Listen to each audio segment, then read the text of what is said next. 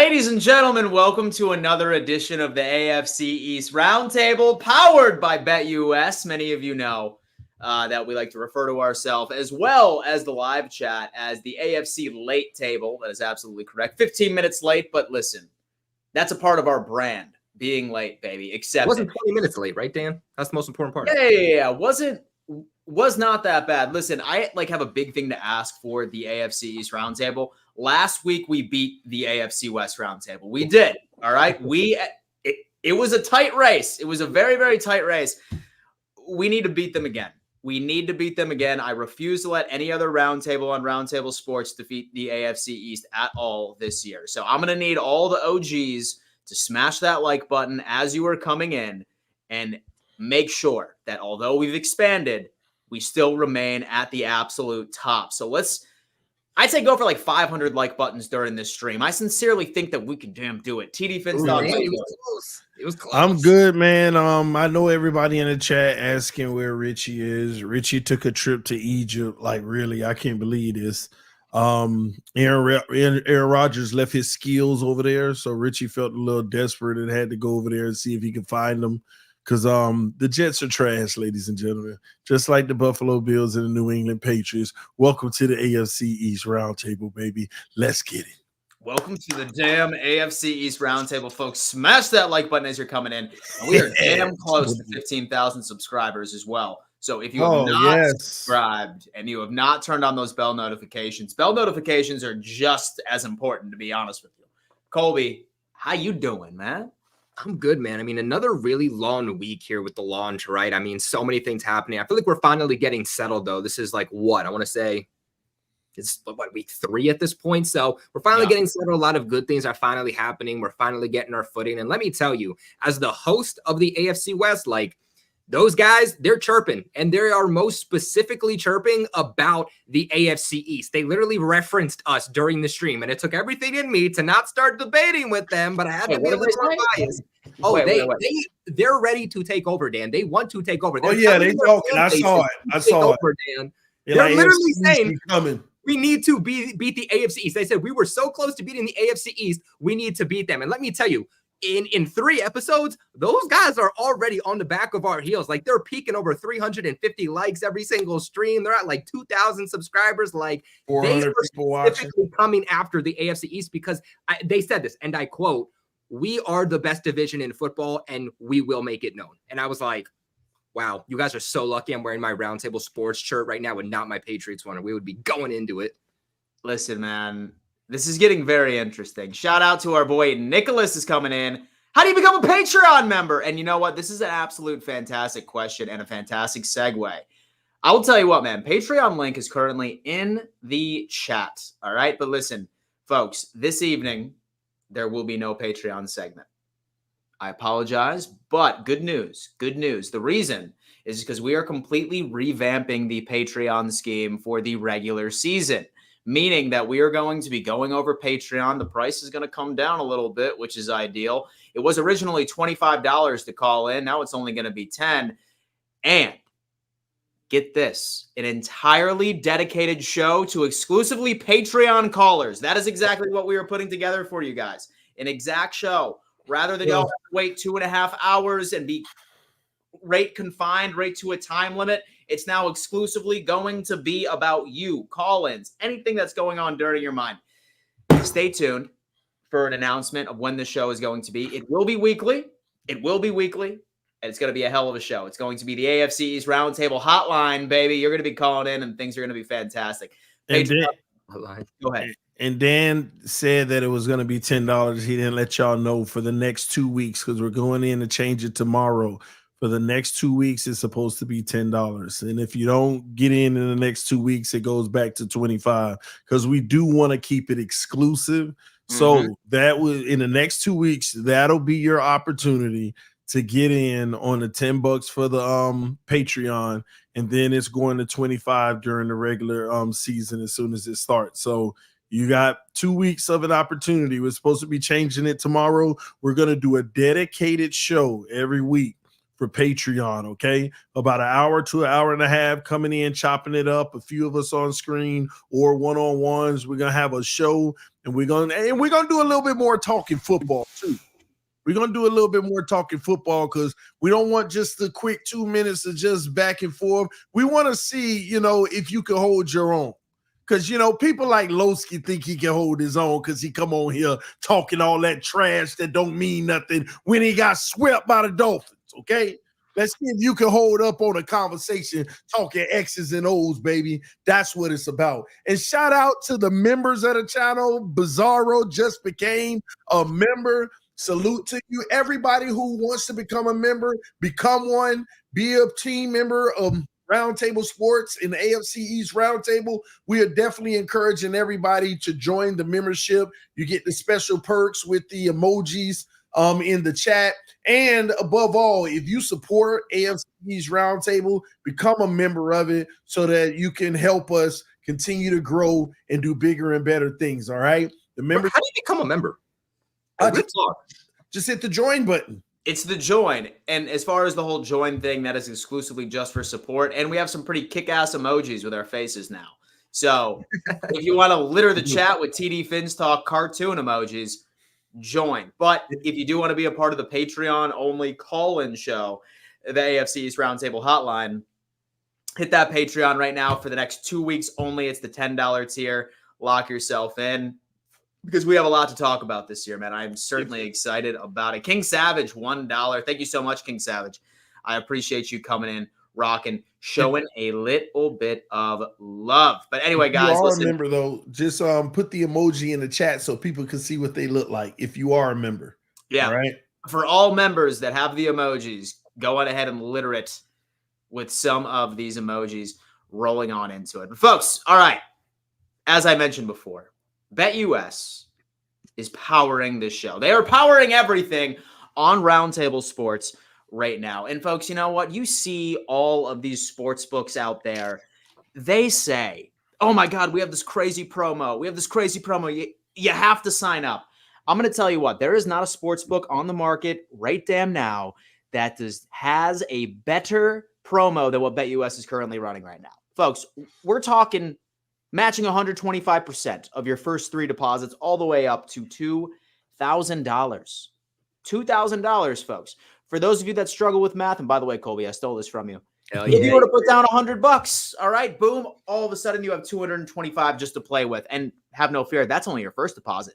You could do the exact same thing for the next 2. Free money right there, folks, to put everything down on the table. We see everyone super confident in their team that they're going to win the AFC East. Go on ahead and put that down on BetUS. The link is in description. Love what these guys are doing over here. Good job, Dan.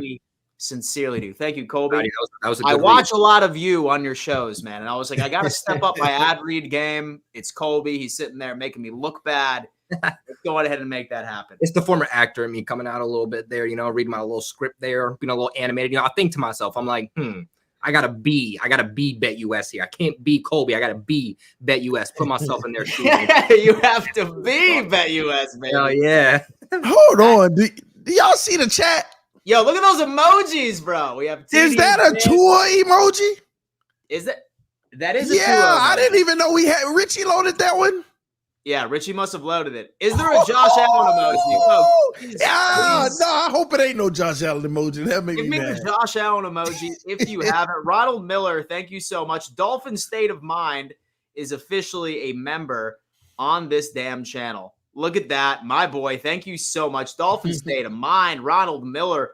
Ronald Miller became a YouTube member of the AFC East Roundtable, man. Damn, we appreciate it. Yes, let's get the memberships up, man. I love them emojis. We got to add emojis, though, that people can kind of start trolling us with, right? So a TD Fins Talk one for when the Dolphins lose, his eyes are like an X or something like that. You know what I'm saying? People can spam it in the chat. Oh, you know what I'm saying? No, we got to get use the one with me behind the chair, Kobe.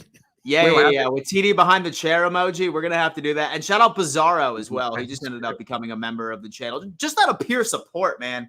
Glenn just put all the emojis up, bro.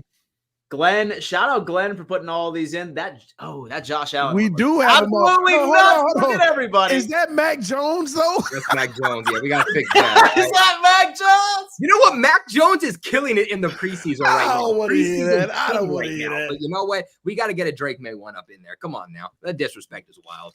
All right, man. All right, guys. Well, like I said about BetUS, proud sponsor. They do power all of Roundtable Sports. As you can see, we have all of the divisionals right here. The Buffalo Bills at their rightful spot at the top of the divisions, and then every single other division that is right in front of you. So, guys, highly recommend that you do check that out. They have all of the lines for week 1. All right? Now, I'm feeling froggy this year, boys. I'm not going to lie to you, okay? I had a struggling season last year when it came into picking a lot of these games. I'm feeling lucky this season, baby. I'm feeling really lucky this season. I was feeling lucky the other night too, Dan. Like me and my girlfriend, right? She just moved in. We were playing this game and we kept rolling the same number, the number 2. And we were like, if it happens one more time, like right here, and what are the odds? I mean, you have 6 dice, and if you roll a 2, this is a sign that we need to go buy a lottery ticket. I'm so serious. We roll a 2. We look at each other. We go to Wawa. We get lottery tickets, bro. Like we get like 10 of these things. Kobe still sitting here. Bro, we won $2.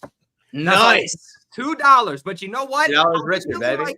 I'm feeling like that number 2. Like luck is on my side somewhere, and I think it might be with BetUS. Interesting little fact here too.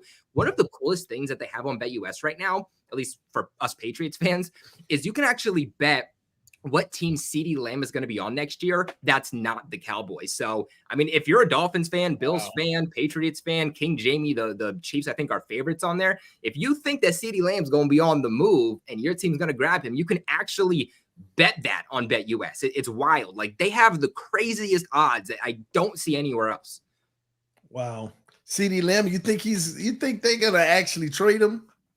See, here's the thing. They do not have the money. They are not going to be able to pay what's his face, overpaid quarterback who's escaping, right? They're not going to be able to pay Dak Prescott, right? They're not going to be able to pay him. They're not going to be able to pay CeeDee Lamb $40 million, and then also pay Micah Parsons, who's going to break the market for edge rushers. It's just not possible. And Jerry Jones is such a quarterback-friendly owner to where I think he's going to make the wrong decision. He's going to pay Dak Prescott, keep him around, which means Micah Parsons or CeeDee Lamb is going to be on the move. Not to mention that Jerry Jones the other day, he actually said that they're not worried and are not in a rush about the whole contract situation with CeeDee Lamb. CeeDee Lamb heard about that and tweeted out and said LOL. So, yeah, one of those guys at least is going to be on the move. And based off of history, I think it's going to be CeeDee Lamb. They're not going to let him hit the open market. They would have to trade him. Why not trade him to a team like the Patriots, who are not in the same conference, who aren't going to be competitive this year? You're not going to have to worry about playing or seeing them in the Super Bowl. Send them to a bad team that's not in your conference. Makes a ton of sense.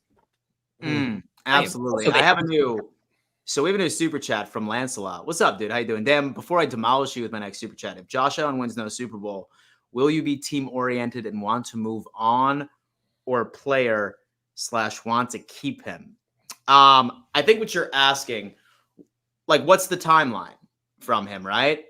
Like, you look at the average quarterback in the NFL when they win their first one, which is about, year 7? So you see a lot of QBs that come into it, particularly Peyton Manning, who didn't end up winning his first one until his 9th year by itself. Here's what I would say.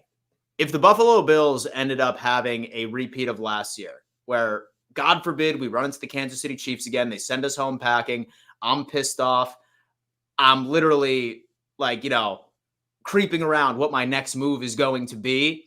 What I would hope for is that Josh Allen would finally be able to welcome in an offensive-minded head coach, right?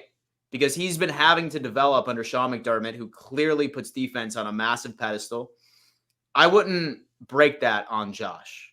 In fact, I would definitely want to see what he could potentially do with a Ben Johnson, who would probably be my number 1 prospect going into the offseason if the Buffalo Bills end up disappointing this year, or a Bobby Slowick out of Houston, or somebody else.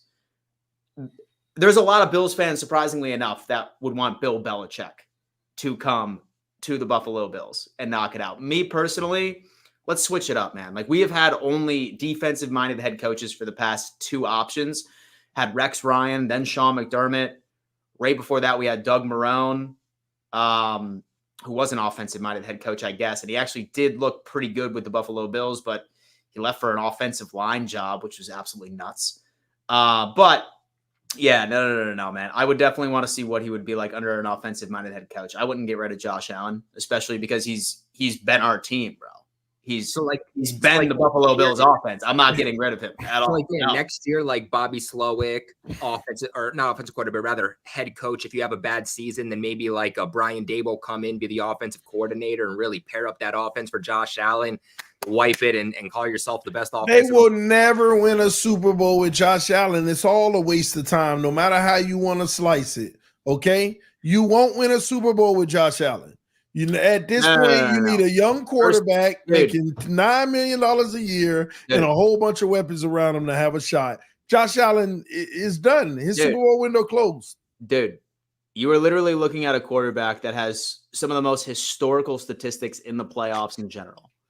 His touchdown interception ratio in the playoffs where it matters is 5-1.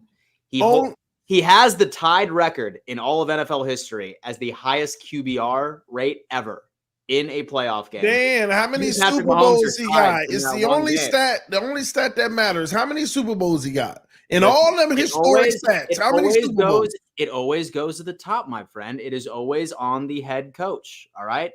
I'm not sure about you, but it definitely wasn't Josh Allen's call to run prevent defense when there was 13 seconds left in the Kansas City Chiefs playoff game. Okay, it was Josh Allen's call on heads and tails. It definitely wasn't Josh. It definitely wasn't Josh Allen's call to put AJ Klein out as starting middle linebacker against the Kansas City Chiefs the following year before that. It all comes down to coaching. It all comes down to coaching. I guarantee you that if the Buffalo Bills were to be stupid and trade Josh Allen, I mean, dude, every single team in this league outside of Cincinnati, right outside of Kansas City, maybe Houston, would absolutely drop whoever their current circumstance is and bring him on. That's the worst thing they could do, too. Like, the worst thing that they could do is trade Josh Allen, who, again, is the second best quarterback in the NFL. The most important thing, TD, you have to understand, too, is that with Josh Allen, he does only get better as the season progresses. He only gets better in the postseason. That's the type of quarterback you want. Even when I look at somebody like Joe Burrow, I would rather personally have Joe Burrow, despite his health problem, over somebody like Tua, because the thing is that you need to be hot the second half of the season. You need to be hot when it matters the most. You need to turn it on when the postseason comes. The Bengals are able to do that. I don't think the Bengals get enough respect because, yes, they suck in the beginning of the season. The first half of the season, they look like a team that literally the New England Patriots could easily beat. They don't look like a postseason team, but they get better. They turn it on when it matters the most, and that's why they've been making the AFC Championship when they're able to stay healthy. They're the biggest threat to the Chiefs, not to mention the fact that a couple of years ago, they went to the Super Bowl and were a hair away from winning it. That's the problem. That's the difference between the Dolphins, and that's the difference between teams like the Bills and teams like the Bengals, is the fact that the Dolphins, they start the season as arguably the hottest team in football. If the Dolphins could play the second half of the season and enter the postseason the way they play the first half of the season, they would be a real threat in the NFL. You guys would be a real Super Bowl contender, but the stats also don't lie. You are 2-5 against teams over 500. You fall injuries, Kobe. Injuries. Yes, maybe you can make the playoffs, but you don't win playoff games. Every team on earth goes through injuries, dude. Every single team has a significant amount of injuries. It all depends on what players can overcome that. It's a part of the game. That's half of the reason why I do hate record predictions as well, because I did put out a full record prediction tweet today. I'm not sure if you saw it, Colby. I'm sorry, but I had the Pats going 3-14. 3-14? You said like I'm going 3-14. What the hell happened? All right, Matthew Judon, and now we're a 3-1 team? Man. Well, definitely tell me your thoughts on this, because like when I heard about the Matthew Judon trade, I was thinking in my head, I was like, okay, so with Barmore, a lot of questions on when he's coming back. With Judon being out, definitely a huge question. And I was looking at that team, and the only thing that was absolutely for certain for the Pats, which made me think that they would be competitive this year, was their defense. And I know that that defense always starts off with that front seven, okay? Say, for example, you have a weak front seven, then obviously your secondary is going to falter because it's, It's fatigue. It's basically how it works out. So I don't know, man. I'm still like scratching my head. Have we even talked about this Judon thing last episode? When did it happen? Was it Thursday? About it, I want to say last week. I jumped on like super late into the stream because I was on my one. But did I tell you? I don't know if I told you this. Did I tell you how I think they're going to run this defense without Matthew Judon and my theory on why they felt okay with trading Matthew Judon? Now, look, Matthew Judon's gone. We don't know what's happening with Christian Barmore. I went from saying, okay, the Patriots could be a top 5 defense, and I felt confident in that, to saying, I don't think they're going to be a top 5 defense. I still think they'll be a top 10 defense. They'll be somewhere within being the top 10. But Patriots' new defensive coordinator. This is the first time the Patriots have had a defensive coordinator since like 2017 or 2018. I think that's when who I don't remember who the defensive coordinator was at that time. I think it was Matt Patricia. The Patriots haven't had a true defensive coordinator since then. But they promoted their defensive line coach, DeMarcus Covington, this offseason. And when he was hired, he let it slip out by accident. And you could tell as soon as he said, he was like, crap, I shouldn't have said that. But he said that the Patriots defense, they were going to play a lot more aggressive this upcoming season. Now, when I heard that, my theory was, okay, they're going to be more of a 2018, 2019 version of the New England Patriots. The Patriots never really utilized their defensive line at being the core of getting pressures and getting sacks and making plays really until 2021 when Matthew Judon got here. Usually what they did was they blitzed a lot. They asked their linebackers to play a significant role with setting the edge and shooting the gaps. And that's what I think they're going to do this upcoming season. They probably won't have a defensive lineman that gets double-digit sacks. But what I think is their best defensive lineman is going to be Dietrich Wise or Keon White. And I think Keon White can serve a Trey Flowers type of role from like 2017, 2018. If you remember Trey Flowers, you would remember only would put up like 6, 7, 8, 9 sacks a season, but he would lead the Patriots in pressures. He would always be in the backfield. The most important step is first getting pressure to apply on the quarterback to speed up that internal clock, to make him make a read quicker and force him into making mistakes. The biggest part is not getting sacks. That's the second part. The most important part you need to do first is actually get the pressure on the opposing quarterback. And that's what the Patriots have. Believe it or not, Dietrich Wise has led the Patriots in quarterback pressure since 2022. That wasn't Matthew Judon. It wasn't Christian Barmore. So the Patriots still have guys that are going to be able to get the pass rush. They just don't necessarily have defensive linemen that are going to put up double-digit sacks. What I think they're going to do, though, is, like I said, go back to a 2018 version where they're asking these linebackers to play a bigger, more significant role. Shoot the gaps, play the edge a lot more. Back in the days when you're Jamie Collins, your Kyle Van Noy's, those guys were getting double-digit sacks. They were making the big plays on the quarterback, behind the line of scrimmage, both in the run game and at applying the pressure. That's how I think the Patriots are going. So your DBs, are they mostly – so really, like what they would have to do is run man coverage then? Yeah. Because you were like leaving open an absolute massive – like there's certain quarterbacks out there that kill the blitz. But they don't have good corners. Yeah. Like, no, you don't. So do your corners flourish in man coverage? Number one. And remind me, right?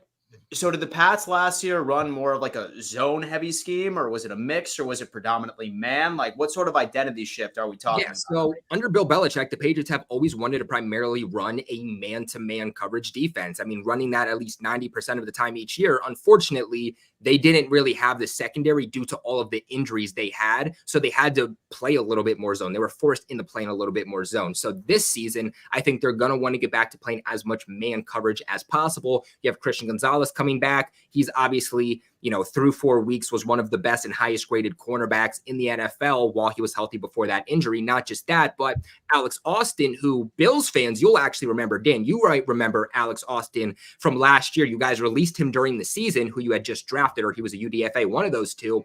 He actually gets claimed off of waivers by the New England Patriots, looked good in their final 4 games, picked off Josh Allen. He right now is getting the most reps opposite of Christian Gonzalez and has actually allowed the lowest passer rating when targeted out of cornerbacks so far throughout the preseason. He's looked really, really good. They have Jonathan Jones. They have these depth pieces. They have one of the best safety rooms in the NFL between Kyle Duggar and Jabril Peppers, who are PFF's top 10, both in their top 10 safeties. So I have faith. They're going to play man-to-man coverage. It's just going to rely on these defenses on these linebackers rather in your defense to get that pressure, to shoot the gap. The Patriots last year, they were one of the least blitzing defenses in the NFL. This year, it's going to change. They're going to have to get a lot more alternative pressure because that defensive line doesn't have stars like Judon and Barmore.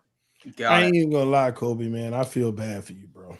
Yeah, I think y'all are cooked. You got to sit here for the next 10 years and just feed people hope. Why the next 10 years? You know what's wild to me, though? You know what's wild to me? No, hold up. Is that as a Patriots fan, if we sit here and we tell you that, wow, Drake Maye is hit, our future is bright, we have all these pieces, y'all Dolphins fans would sit here and clown us and say we're delusional. Yeah, No. You would say he's a rookie, Colby. He's a rookie. Because it'll be a fact. Anything from him. How are you going to say that he has a future when he hasn't done anything yet? But yet you can still sit here and tell me that they're not going to have a future for the next 10 years when, again, he's a rookie. You haven't seen anything. Like, you're building up this narrative in your head that works when you use it. But if Patriots fans use it in a positive light, then all of a sudden it's an issue. Kobe, don't get mad because he a bust. Critical. He already a bust. Hey, at the end of the day, he already a bust. Is he starting? Is he starting? I didn't want to do this, bro. Is he starting? Is he gonna start? Is he gonna start week 1? No, Yeah. but he'll be starting by week 5. If Jacoby Brissett starting over him, he gonna be a bust. I'm gonna tell you that now, Kobe. TD, the correct thing to do is to sit your quarterback until he is 100% ready. Tom Brady said to himself. Tom Brady said that there is an issue in the league. Just saying this at the Fanatics event, saying that there is an issue in the league with rushing young quarterbacks out there too soon. Look at some of the best quarterbacks. No, TD, listen. Look at some of the best quarterbacks in the NFL. They sat. Aaron Rodgers sat. Jordan Love sat for years. Patrick Mahomes almost sat his entire first year. Justin Herbert sat for like a good month or two. Same thing with Lamar Jackson. Why would you need to start your rookie quarterback week 1 if you're not him a bust? Go ahead, Dan, and then I'll school him on what Tom Brady actually said. I'm gonna say that I do think the Patriots should just roll out with Jacoby Brissett. I wish more teams in the NFL would do this, right? As much as Bo Nix has impressed in the preseason, there's still a part of me that wishes that Sean Payton would have said, okay, you know what, fuck it, it's Stidham or it's Zach Wilson for the very minimum, all right, midway through the season by itself. Everybody has this false notion that someone's going to go out there and put out a CJ Stroud-esque season. It is wildly unrealistic. Why? Not in today's NFL? CJ Stroud? Maybe with a defensive-minded head coach. So let's think about a defensive-minded head coach rolling Herbert, Burrow. No, I want to say that Herbert. Who was Herbert's first coach? It was Anthony something. I'm pretty sure Lynch or whoever it was. It was Anthony Lynn. I want to say that he was tried to start Tyrod Taylor over that man. Then he went to win Rookie of the Year. Y'all stop. Yeah. What Tom Brady actually said was what Tom Brady actually said was it's a shame and it's a travesty that they rush these young quarterbacks out there, but they can now. Hold on, Kobe. Then he went on to say, but they can now because they've dumbed the game down. They've dumbed the game down so much that you can. And if you can't play well out the gate in a dumbed down game, you're a bust. Y'all got Mac Jones 2.0. Just face it. Hold on. Why do the Patriots need to throw out their rookie quarterback in Drake Maye if they know that this is going to be a multi-year rebuild? Why throw him out into the fire with a bad offensive line and young developing weapons just for them to not make the playoffs? Why does that make sense?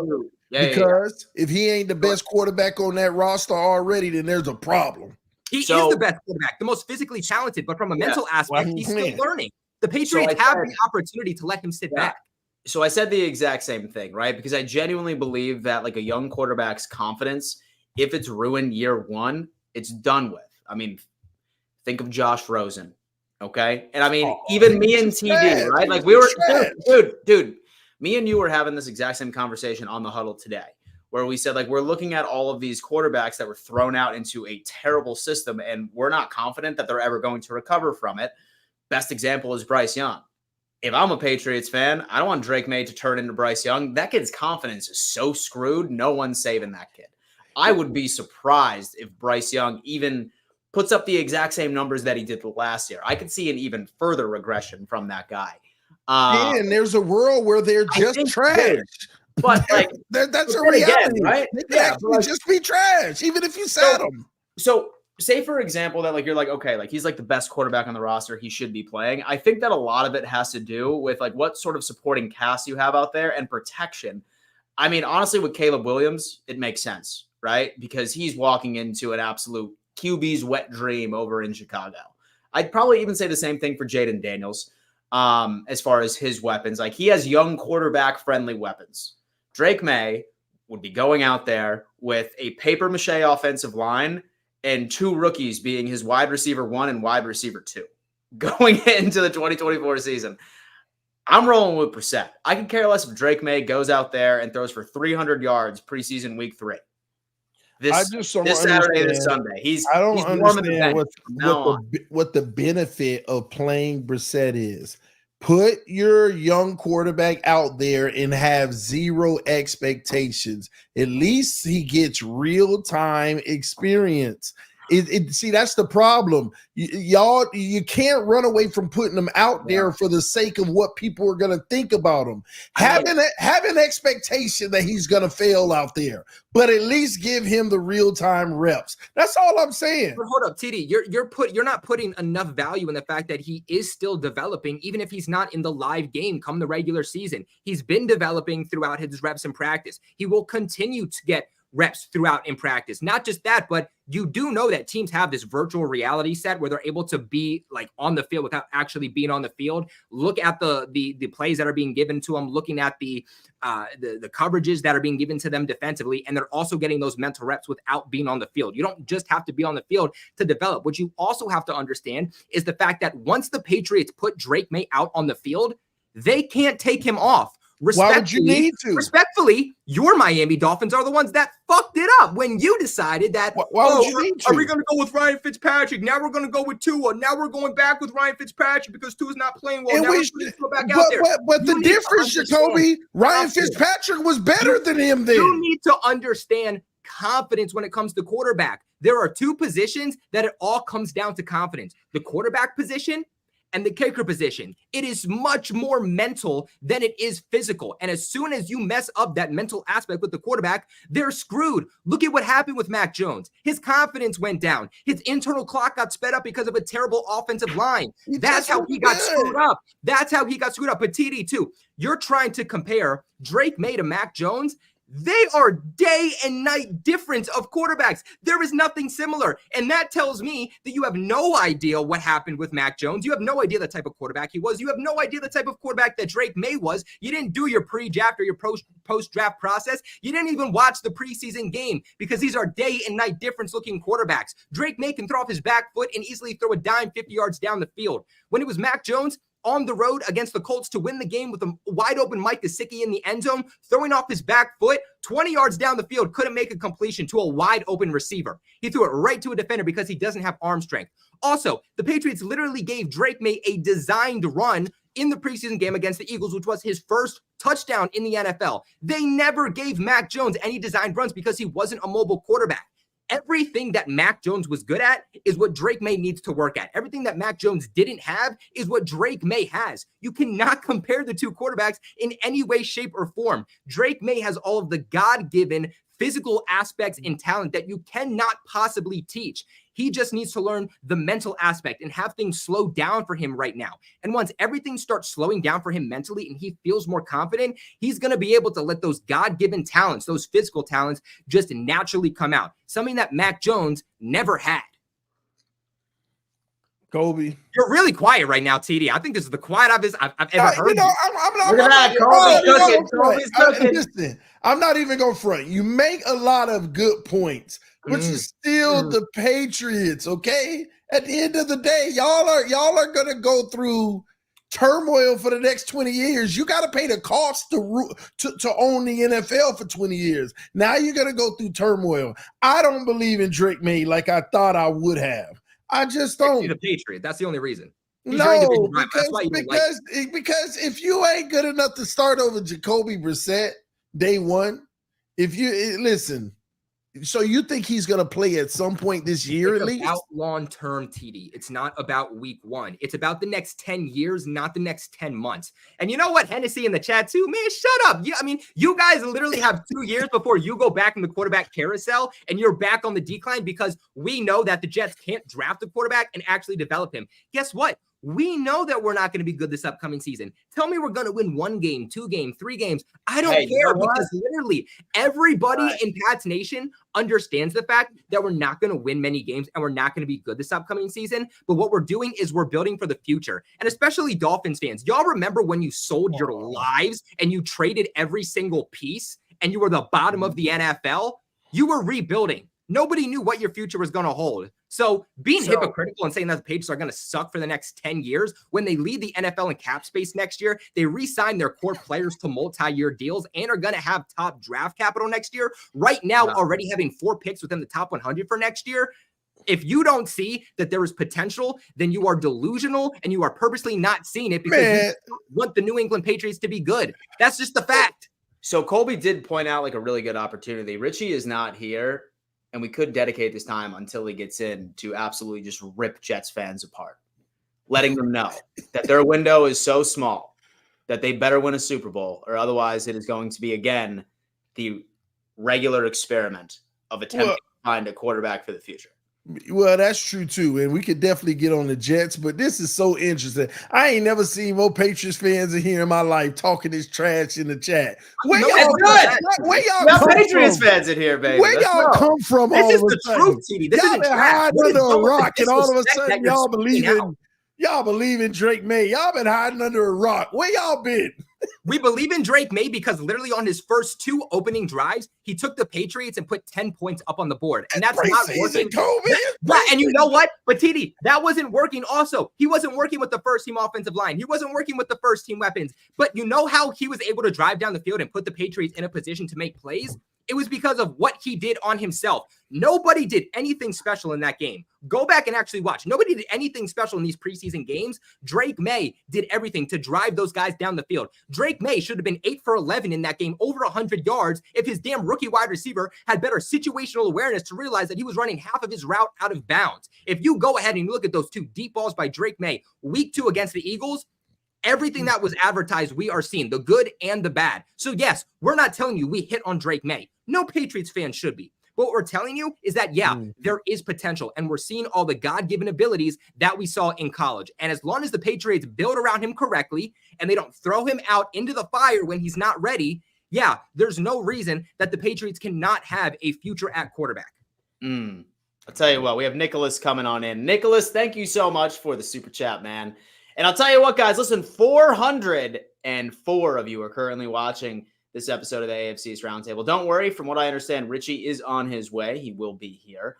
Smash that like button for us, folks. Like we said, all right, the AFC West Roundtable thinks that they can take us on, all right? And there's no way that they are going to dethrone the kings of Roundtable Sports, the OGs. Smash that like button for us. I want us to absolutely bury them. Let's make it happen. Yes. Nicholas comes in and says, Jerry Jones, please do not trade CeeDee Lamb to Kansas City. I don't think he would. That would be a nightmare. No. Chris M., that number 12 jersey behind Dan is a little wide right. I'm not even mad. That's funny. I'm not even mad. That's funny. Thank you so much. Thank you for ripping open some old wounds. Colby, show the schedule and go through the wins/losses, please. I gladly will. You know what's funny, though, too, is like Hennessy, you're talking about one season. I'm talking about the next 10 years. Congratulations. You have the next potential for the next 2 years to go to a Super Bowl. Congratulations. After the next 2 years, you're back to being at the bottom. Good job. Talk your shit while you can, but then you're back to being the New York Jets. Congrats. And by the way, y'all talking like you did something. You won the offseason. You won the on-paper battle. Y'all haven't done jack shit in the NFL in a regular season yet, and y'all acting like I'm gonna top down on the Patriots because I'm Colby turned up. I'm just saying, you don't win anything. Dude, everybody wants a good roster on paper. Just saying, do something. Everybody's getting the smoke from Colby today. I really like this. I really, really like this. The real one is coming in saying, talk yo shit. Really got to sit here and watch the 3 division losers. Oh man. No. I got a second that with Colby though, man. Like people think, like I know that sometimes I say some things that I be getting in my emotions because I hate teams like the Jets and the Bills, right? But I truly, all trolling aside, do not understand these Jets fans for the life of me. Y'all are trash, have always been and always will be. I just don't get it. Y'all get Aaron Rodgers and all of a sudden you got hope. You have the worst luck of all time, okay? That's why you can't beat the Dolphins. That's why we sweep y'all. Even when we down, we make you pay. So I just don't understand. Y'all talk the biggest stuff. I thought we talk, but y'all Jets fans just be yapping and have nothing behind you. You yap with no jaws. You yap with no jaws. I just don't understand with these Jets fans. They are really poking their chest out because they got Aaron Rodgers, and they not scared at the fact the man could only last 4 plays last year. The man lasted 4 plays, and y'all right back in the delusion. Okay, let's try this again.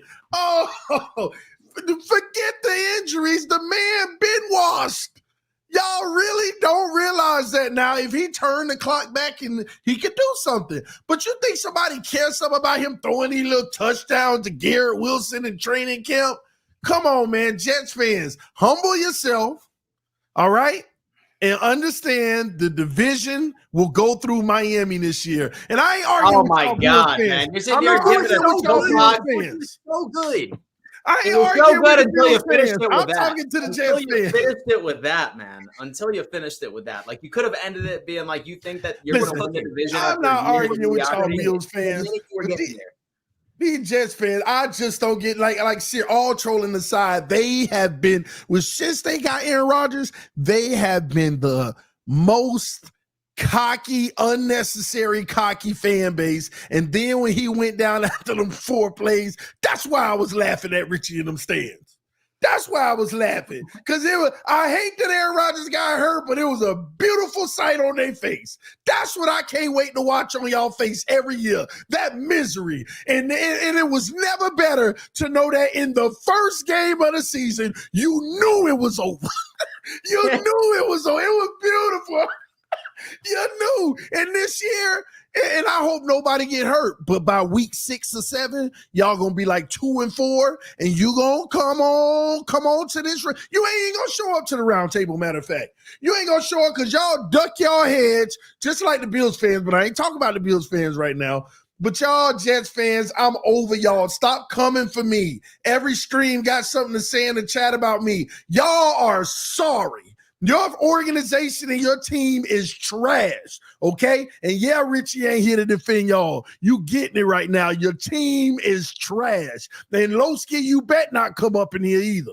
Sick of all y'all talking all that talk. Trash, trash, trash. All right, Dan, hold on. We gotta kick it to you real quick though, because I want to know your thoughts on this entire Jet situation. Because I have my own thoughts, but like I feel like sometimes I get a very both-sided Dan. Like, no, I want to hear Dan's true thoughts about this entire Jet situation. The whole fan base, how they acting. Come on, let's hear it. So listen, man. All right. Like, can both things be true? Number one, I think the Jets are an actual threat this year. Yes. Are fans from the Jets, super annoying at times? Absolutely. Both can be true. Both can absolutely be true. I think this team is going to be good. I do see them winning multiple games this year, well into the double digits. 7. But at the end of the day, when it comes into this team, I understand that we can all say, hey, listen, like Aaron Rodgers, he's not injury prone. His career didn't suggest that. Last year was just a fluke, right? Like tearing his Achilles. And normally I would agree with you if he was 30 or if he was 29 years old, but he is 40 years old. Let's remember this. And he's coming off of one of the most severe injuries that anybody could come off of. So my thing is that I don't think that the Jets need an elite QB play to actually be successful. But if people are going out there thinking that he's about to be putting up his MVP numbers that he did out in Green Bay, like I think that they are like certainly remiss. It helps that they got Braylon Allen and Breece Hall, which is absolutely great. Solid run game, and I really think as long as they lean on that, then they should be relatively consistent. But at the exact same time, man, that team, I'm not sure what it is. I'm not sure if they built that stadium on top of like an Indian burial ground or something like that. I don't know what it is, but that team always is ravished with injuries every single year. Every single year, a rain cloud just literally hovers over them each and every single season. And maybe it has to do with the turf. Maybe it has to do with their trainers. That's something that we always need to put into our heads. I mean, week one, when we saw Aaron Rodgers go down, right? Like, you could be confident going into the season each and every single year.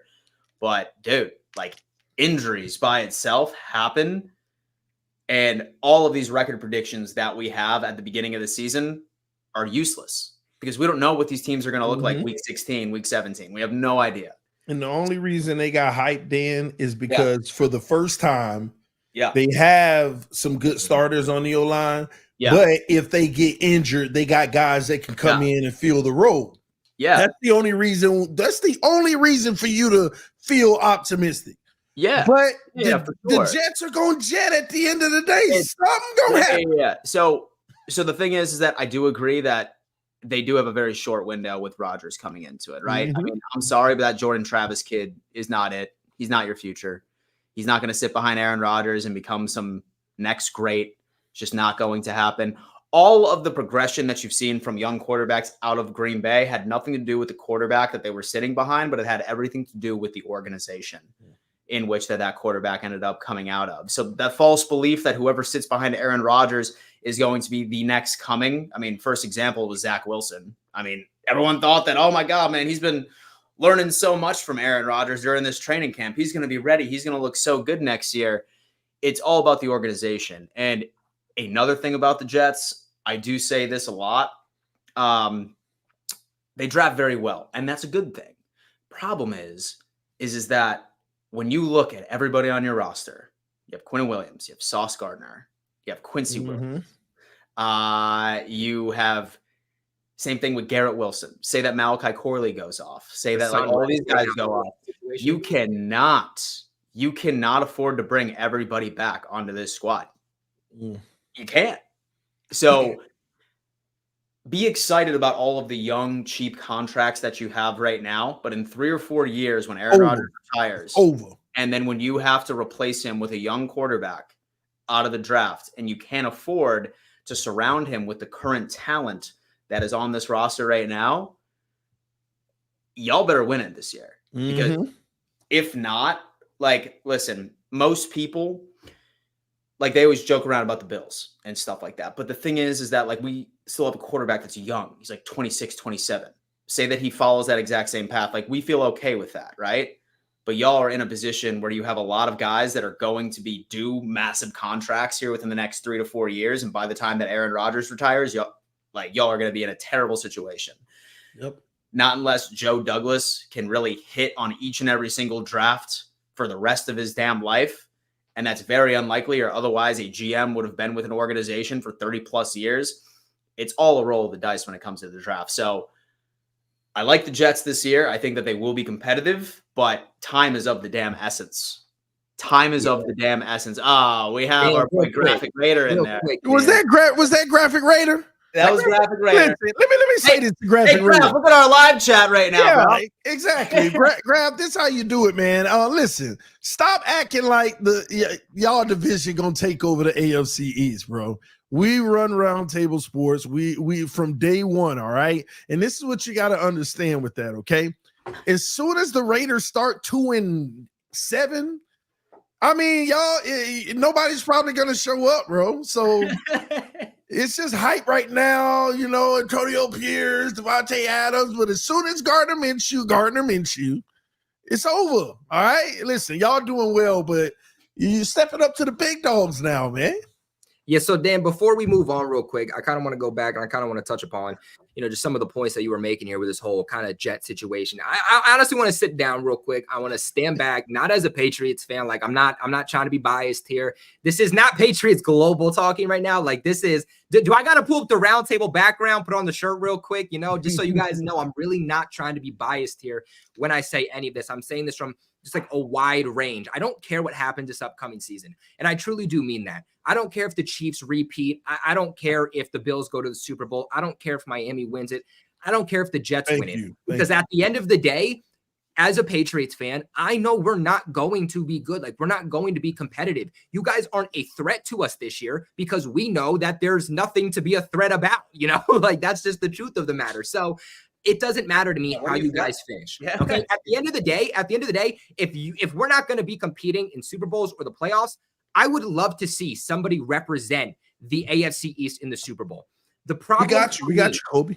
The problem for me, though, again, goes back to the fact that I think Jets fans are just running with the potential and they're taking it as a fact. You don't win games based off of potential. You don't win games based off of having the best roster, okay? You actually have to go out there and win games. There are 3 things to me that can hold the Jets back. Number 1, it's Robert Saleh, okay? Look, Robert Saleh, I'm not saying he's a bad coach, but I think if they don't actually go to the playoffs, win a playoff game, Robert Saleh is on the hot seat. I think he's a great coach defensively. He's gone. But other than that, I don't think he's great at the X's and O's. I don't think he's great in terms of building the offense. And I don't know if he's a good enough coach to actually bring you to a Super Bowl and win you to one. Next up, Aaron Rodgers. Now, Aaron Rodgers is still a great quarterback. He's a top 10 quarterback all time. You can't deny that. Now, according to PFF, over his last couple of years that he's played, he has actually taken a step back overall in grade-wise. Now, of course, you can allude that to some of that to being the supporting cast that he had, and I'm sure some of it definitely went there. But we're talking about Jets are going to the Super Bowl. Jets are winning. Aaron Rodgers, chip on his shoulder. Aaron Rodgers is going to have an MVP-like season. You have to understand that this isn't 2021. This isn't 2022 or 2020, whatever it was when he was in Green Bay winning MVPs. It's a lot of the same system. It's a lot of the same players. You can try to re-implement a system as much as you want, but it's not going to be the exact same. We have not seen Aaron Rodgers actually play meaningful game. We haven't seen him even play a full drive yet. Any meaningful game as a New York Jet, and we're already trying to say that he's going to be the old Aaron Rodgers. Now you have to understand he's only getting older. He's had injuries. He's coming off of a season-ending injury. He was debating at one point whether he was going to retire or not the season after the injury. Not to mention that, look, and I know Richie didn't like when I said this before, but I truly do believe this, that if the Packers did not screw over Aaron Rodgers, I believe that Aaron Rodgers would have come out of that darkness retreat and he would have ended up being retired. Okay. I think coming out of that darkness retreat, hearing that he was already shipped off with nobody talking to him, he went into the darkness retreat to figure out what he wanted to do about his future. Did he want to continue to play football? Did he not? And he comes out and is disrespected by Green Bay. And so, yeah, he was like, I'm going to stick it to you. I'm going to go out and I'm going to ball. But I think if they did things correctly, he would not be playing football still. I think the Aaron Rodgers that we once had isn't the same Aaron Rodgers that you're now getting here. It wasn't like with Tom Brady where, I mean, even at the back end of his career, Tom Brady really was just only getting better and better and better. Nobody did it the way that Tom Brady does, and we can't compare anybody to the way that Tom Brady was able to do things. Now, the next part here also comes down to injuries, like Dan alluded to. You're only as good as you are in the beginning of the season and the offseason when your team is fully healthy. But the truth of the fact is that you're not going to stay as healthy as your paper says right now.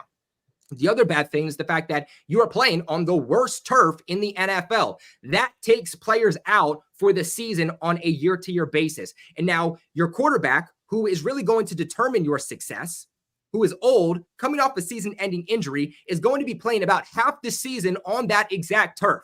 Okay, there are just parts to the New York Jets that I think people aren't necessarily remembering. And again, I don't care if the Jets win, lose. I really don't care what happens this upcoming season. Some of my best friends are Jets fans. I mean, Richie, Ian from Jet Central, Ryan from Jets Talk 24/7. Those are some of my favorite guys, super down to earth. Okay, I would love to see them be happy and actually go win something. But you Jets fans are just ruining it for everybody. You guys are just getting a little bit too delusional that it's hard to support you. It's hard to see you want to win. Respectfully, TD, I'm not trying to take shots here. It's just the truth. Y'all are getting as bad and as delusional as Dolphins fans and as some of these takes that TD tries to spew out. No offense taken. And that's the problem. Okay. You're talking like you're going to go win the Super Bowl. You're talking like you're the top of the NFL. We are. haven't done anything yet. And until you actually do something, stop talking about other teams. Stop talking about the New England Patriots and all these other teams, and you're going to suck and you're going to be at the bottom. The New England Patriots beat the New York Jets 15 times in a row, and y'all want to win one game in Bill Belichick's last game in a snow game when we had Bailey Zappi at quarterback and want to act like now you're better than the New England Patriots and wah, wah, wah. I'm just saying, at the end of the day, before y'all keep talking, just go win something, because right now you just look bad. You look like hypocrites, and you're putting, I'm not trying to be a head or Jets game. I'm truly not. I'm just going to be honest with you. Like, I got to be the parent that sits the little kid down and says, look, you need to take it down a notch, because right now your ego's getting ahead of you. And I'm sorry, I believe the universe comes back at people for getting ahead of themselves, for lack of better words. Y'all want to talk shit on other teams. Y'all want to act like you're Super Bowl champions already. At some point, the universe is going to catch up with you and be like, you know what? You deserve this. Just like it did last year when y'all were trying to reign yourselves as the victors. You know, they took out Aaron Rodgers. The universe did that to you guys. Like, just stay humble and good things are going to happen to you. I promise. You have the roster. You have the potential. But just stay humble till you do something, because worst comes to worst. And I swear, I'm not putting this out there, and I don't want this to happen. But let's say Aaron Rodgers doesn't come back the same, or Aaron Rodgers goes down again, or something of the sorts, and then he calls it a career. Here you guys were talking all this shit, and you didn't even make the playoffs. Y'all don't make the playoffs. Y'all can't even talk no more. Just let your team speak for itself. I understand wanting to do victory laps because you've been bad for so long. Take the victory laps. Talk about all the potential you have in the world. You have earned that right as Jets fans. What you have not earned is the right to crown yourselves as victors and act like you're the top notch of the NFL before you've been able to even make the playoffs and win a playoff game. That's all I'm saying. And you know what? That's a great segue. So now you'll probably notice that half of our representatives at Roundtable Sports always have their undies in a bunch when it comes to their favorite NFL team. And listen, I'm sure that they're getting sick of that feeling where they're feeling a wedgie rather than a warm hug. Maybe they want to say goodbye to uncomfortable chafing and hello to the softest underwear they will ever wear. Well, folks, let me introduce you to Shinesty.com, the underwear company that is here to revolutionize the underwear game. Let's be honest, life is too short for boring undies. These are so soft, y'all. You won't even realize you're wearing them. With the moisture-wicking technology and a perfect fit that never rides up, you'll quite literally feel like your balls are floating on a cloud all day long. And look at some of these absolute designs. And get this, folks. If you use our code at checkout, you can get an additional 15% off your order, RTS15. Remember, supporting our sponsors is a way to support us over at Roundtable Sports. So stop neglecting your balls and give them the gift of Shinesty underwear. Link is in description. That's my favorite read, Dan. Stop neglecting your balls, ladies and gentlemen. Shinesty, link is in bio. Certainly recommend that you go check that out.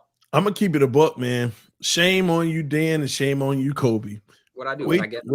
Wait till Richie come back. Y'all picking on these Jets fans, going hard. Don't you dare! Hey, Richie. Yo, what's Richie, up, Richie? you in Dapper is all hell. No, bro, right we were now. just hyping up. I told you I will be there. I'm on my way home, so don't you worry. You ain't missing nothing, Richie. You ain't missing nothing. Yeah, you don't miss anything, bro. I didn't miss anything? No. We'll see you next week, buddy. Don't worry about it. What do you mean? What are you guys talking about? You better Richie, talk about how the Jets are about to do their just thing skip this the week. year. Richie, just right? skip the week. Now, Richie, watch it back afterwards, and then I'm sure Enjoy your evening. Yeah, we're gonna be done by the time you get home, Richie. Yeah, love you, man. Come on, man. We got another 3 hours to go. 3 hours. I'm gonna be honest with you, Richie.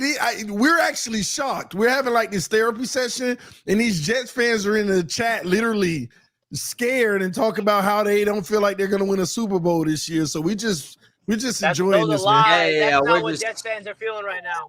Richie, I had to keep it real. Richie, I stepped back as Patriots Global for a second. I entered the chat as Colby, and I had to be unbiased and just put everybody straight for a second. So that's what today's stream was all about. Yeah, that's all, man. And how are you doing that? Enlighten me, please. I'll let you watch it back. I don't want to. We want to ruin the surprise, man. There's no. I don't want to spoil here. the movie for you, but let's just say TD was trying to go off about Drake Maye and spewing some nonsense. So I brought up some statistics. I put him. All right. boys. All that good So we need to stuff. get through some of these super chats because our audience has been wildly generous today. Patriots Super 92, chats. 20 doll hairs. Joe Burrow, Matthew Stafford, RG3, and Andrew Luck, and also Matt Ryan started the rookie season. Russell Wilson also started as a rookie. I would also like Julio. to say real quick to that, Dan. Actually, Drake Maye this offseason is working with a quarterbacks coach that worked with Andrew Luck and Peyton Manning and has said that he's seen those same things actually in Drake Maye. I'm not hyping anything up. I'm just saying what's been said. All right. Okay. I'm just I saying. remember when I was in your shoes, Colby. That's all. I'm just saying the facts, Richie. That's all I'm doing. Take it as you should. Take All it right, we as have Julio Garzone. The Pats are at the bottom now, and for the foreseeable future, you can't bank on optimism. Like it's hard currency. Julio is coming. Is he a Jets fan? Because if he is, that's the most hypocritical thing you could possibly say. Like literally, that's literally what Jets fans have been doing. Chris M. Finns haven't won a playoff game in 24 years. TD, stop. Nah, Right. I must have saw that one coming. And division What was TD losers, we saying all today haven't for won the people to say AFC these East. things? What happened? And the division what was TD saying losers for all these super chats to come in? Well, we kind of got into a debate where we felt like we had to put Jets fans on just, a little bit of a, a little bit of a watch. It's like, humble a little when a parent has to pull their. so We ain't gonna when I'm sugarcoat not it. We here. had to put them in their place. We had to put them where they you do that when belong. I'm not here, I was TD. trying to put it nicely, That's all right? ironic. Oh, you do that. Richie, Wait, they were yapping, Richie. They were yapping, Richie. yeah, you do it. Okay. Yapping too much, bro. We couldn't handle it anymore. Division losers, but y'all haven't won the AFC East. Yeah, Richie, basically, man, like for the past 40 minutes, it's been the roast of the New York Jets. Wow. So you wait for no Jets fan to be on the panel to defend the squad to do it. I see. Yeah. Yeah, We was You're scared of the truth to come out. I feel like I did it Grounded nicely, with the though. facts. I feel like I did it nicely, though, Richie. I ain't gonna lie though, Richie. I was nice. Kobe the one that went in. Hold on. I That is don't know not who the this case. guy is, man. He's getting comfortable, man. Dude.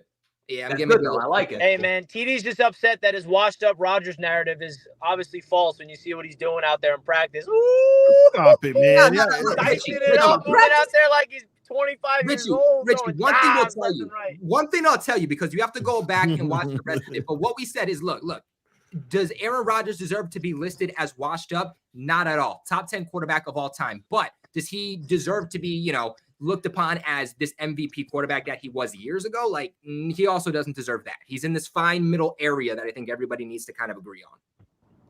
I think Would you it's agree just with we have that? to all agree that it's unknown until proven this season.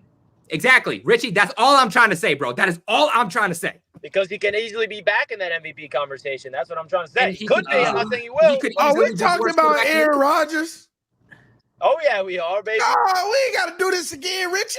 We don't have to do this again. No, you know what I'm actually going to quadruple down on? Because I've never been more confident in my entire life. Garrett Wilson is literally taking over the NFL. He's going to be this year's CeeDee Lamb. I guarantee you that. The only thing that will hold it back is injuries. Exhibit And A. I've never been more confident. Exhibit Every A. single joint practice this guy goes up against, he's unguardable. He is completely unguardable every single time. Anybody that's going up against practice, you can't guard the guy. So watch out. That's all I'm saying. Richie, he need a quarterback. Yeah, he's got him. That's what I'm saying. Stop. He put up He need a 1,000-yard quarterback. seasons with Joe Flacco, Tim Boyle, Trevor Siemian, and Zach Wilson. Now he's got Aaron Rodgers throwing him the football. Tyrod Taylor. Garrett Wilson is our entire pass attack offense. He is going to get the ball so much, bro. Listen. Aaron Rodgers got to make it through 4 plays before we go get into all of that. Here we go, TD. You know what I mean? You're karma's the you know what. I'd be careful saying these things, man. I'd be careful saying these things. Richie, I don't want Aaron Rodgers to get hurt, but I cannot forget the look on y'all face. That look on y'all face. You and Hennessy, he was sitting right next to me in the stands. I can never forget that look on y'all face. It was the most satisfying look that I've ever seen in my life. And see, listen, both can be true. You can be friends with somebody and you can love them, but you can also enjoy watching them be sad. Oh, yeah, that was beautiful. TD was laughing in my face when I was in the middle of a traumatic experience.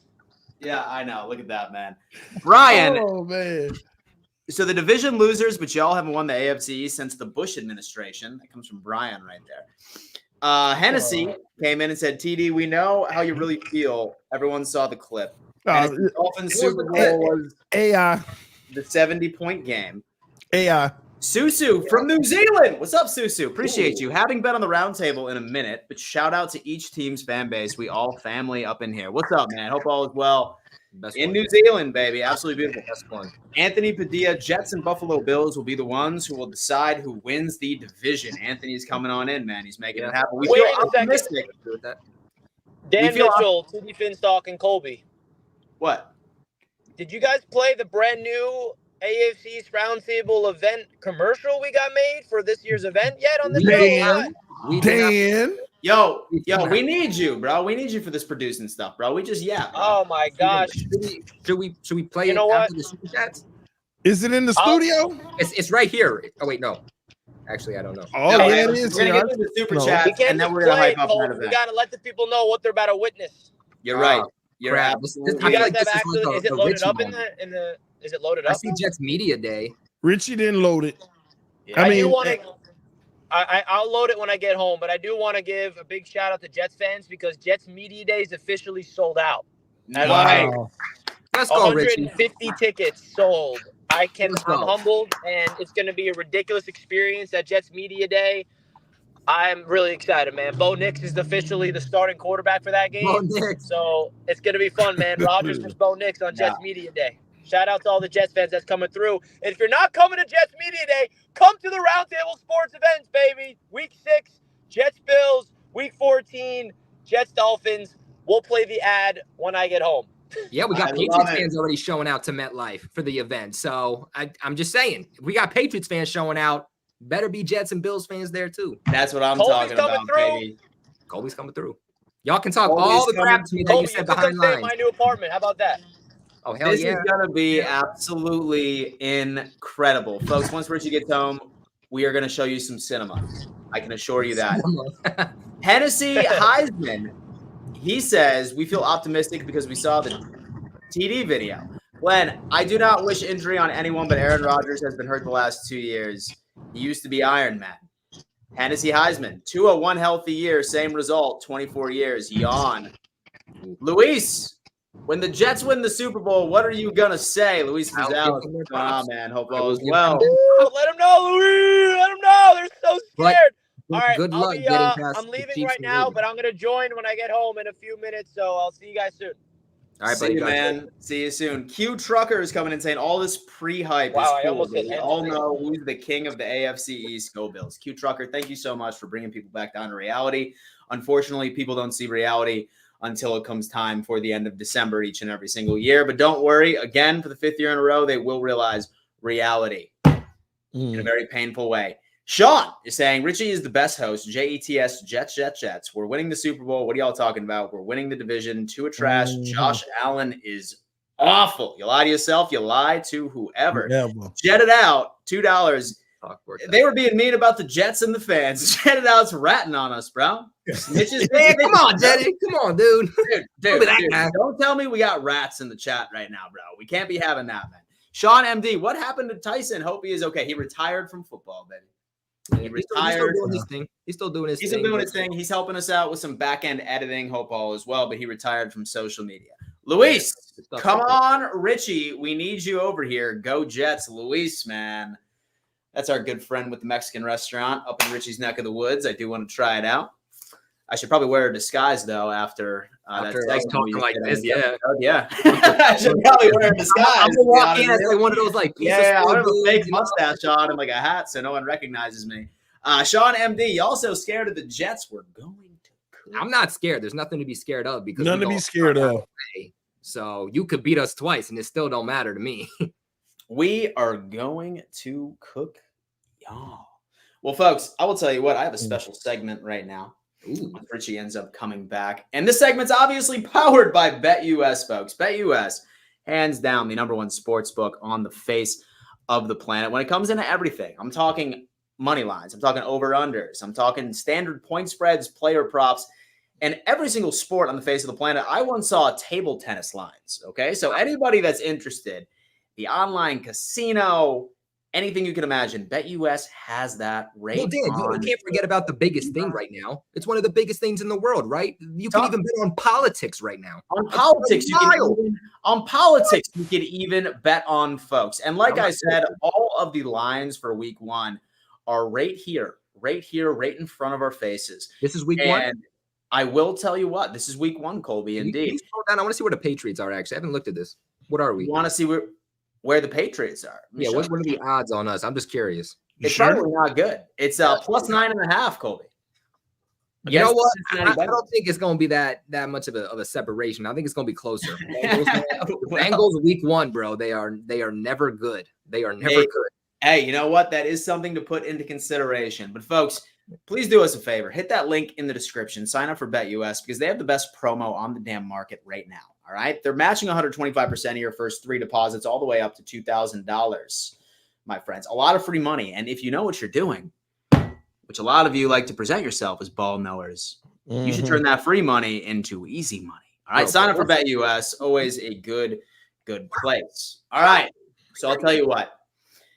I've been doing this segment on my roundtables that I host, and it's called Biggest Weakness. It's called Biggest Weakness across. And how we do it is that we like to go each and every single representative to tell what team's biggest weakness is. All right. You hear from the rival panelists first, and then after the fact, you end up hearing it from right out of the horse's mouth, that specifically. So we're going to keep this somewhat short because we know Richie's going to go on a soapbox once he gets in. Let's stick with the Jets. The Jets' biggest weakness, and the Jets' biggest weakness going into 2024. I'm going to start off with TD. The Jets' biggest weakness going into 2024 would probably have to be Aaron Rodgers. Aaron Rodgers. Expand briefly. They're going to be too dependent on him. They're living in this world like they're not. He's going to have to be a top-tier quarterback. See, another thing that nobody's talking about is this is the first year they're going to really, truly be together. Last year was a wash because he got hurt. And you know how sometimes there's growing pains that are required. You got to start gelling. You know, that's why you get these reports, the offense struggling. Today they did well. See, you're going to have that. So Aaron Rodgers is a big question mark. Everybody can make all these assumptions they want and feel like he's going to be great. Maybe, but maybe not. Maybe you don't get the best version of him. Maybe that offense struggles all season. And of course, it will still be better than the year before. But let's not sit here and act like they don't have Super Bowl aspirations or at least championship round aspirations. You got to go the distance. You got to be one of the better teams. You got to be better than the Bengals. You got to be better than the Chiefs. You got to be better than the Bills. You got to be better than the Dolphins, the Browns. You got to be better than so many teams, Baltimore, Texans. I mean, so listen, that's their biggest weakness, the fact that they don't know what to truly expect. They're assuming what they're going to expect. So that to me is their biggest weakness, and that guy in the secondary they be holding all the time. My biggest weakness for the New York Jets is hands down coaching.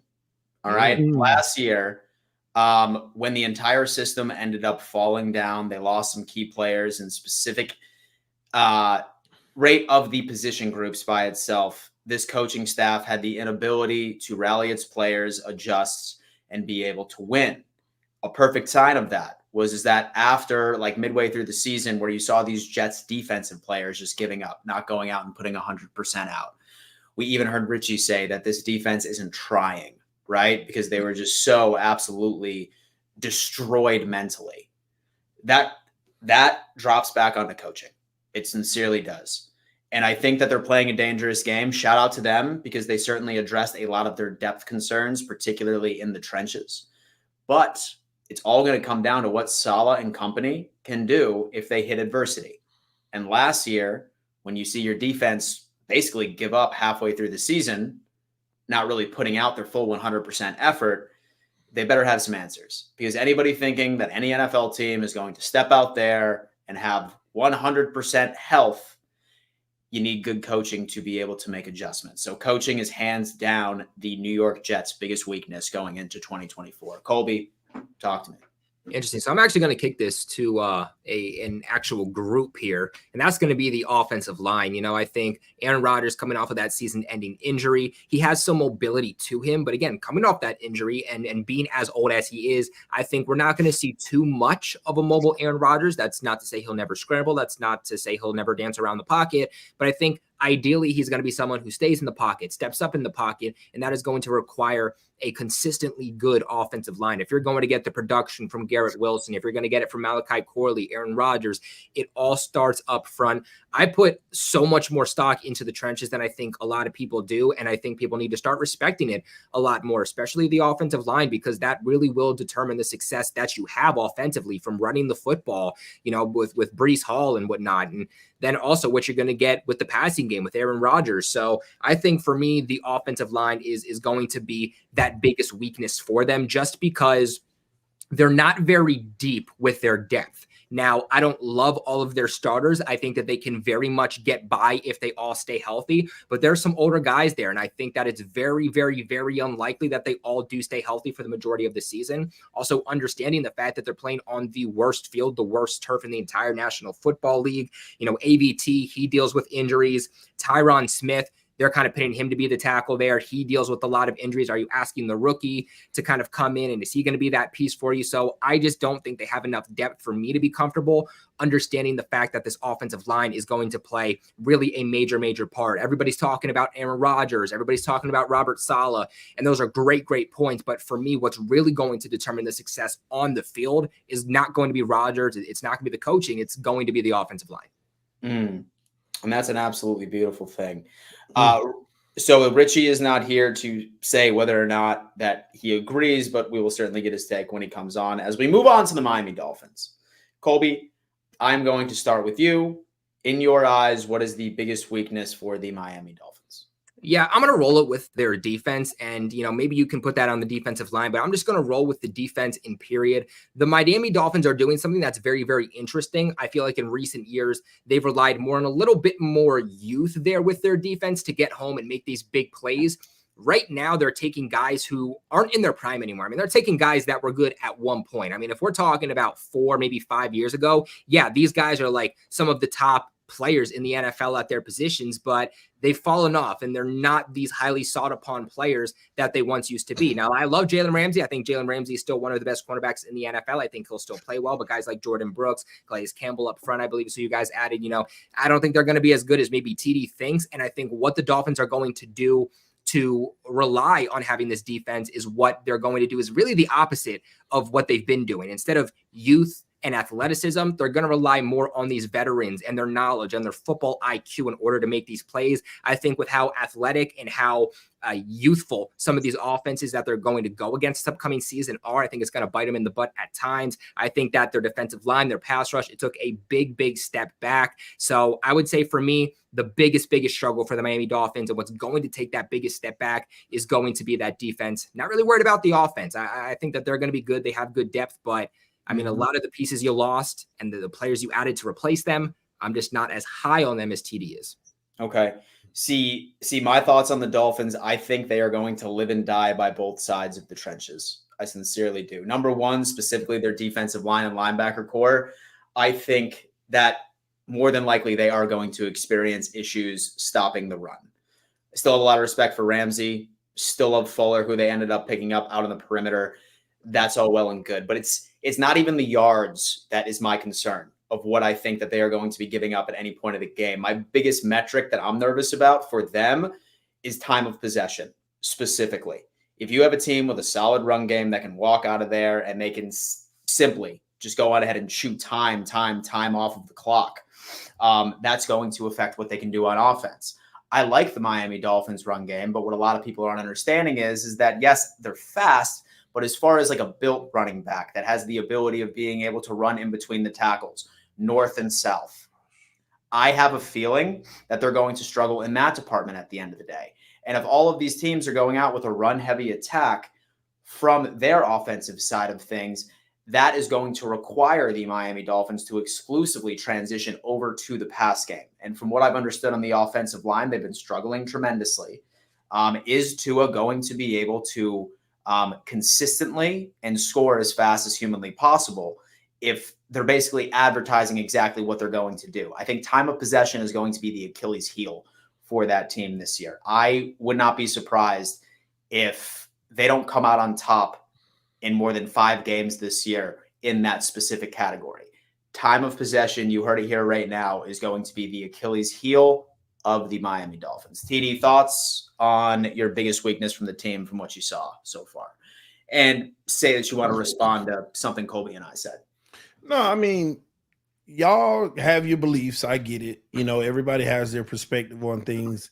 I just feel like the Dolphins' biggest weakness this year is indecisiveness. Mm-hmm. You know, trying to figure out where the Super Bowl parade is going to be. Okay. You know, I said indecisiveness. I said indecisiveness. I was like, oh, come on, bro. You better cook.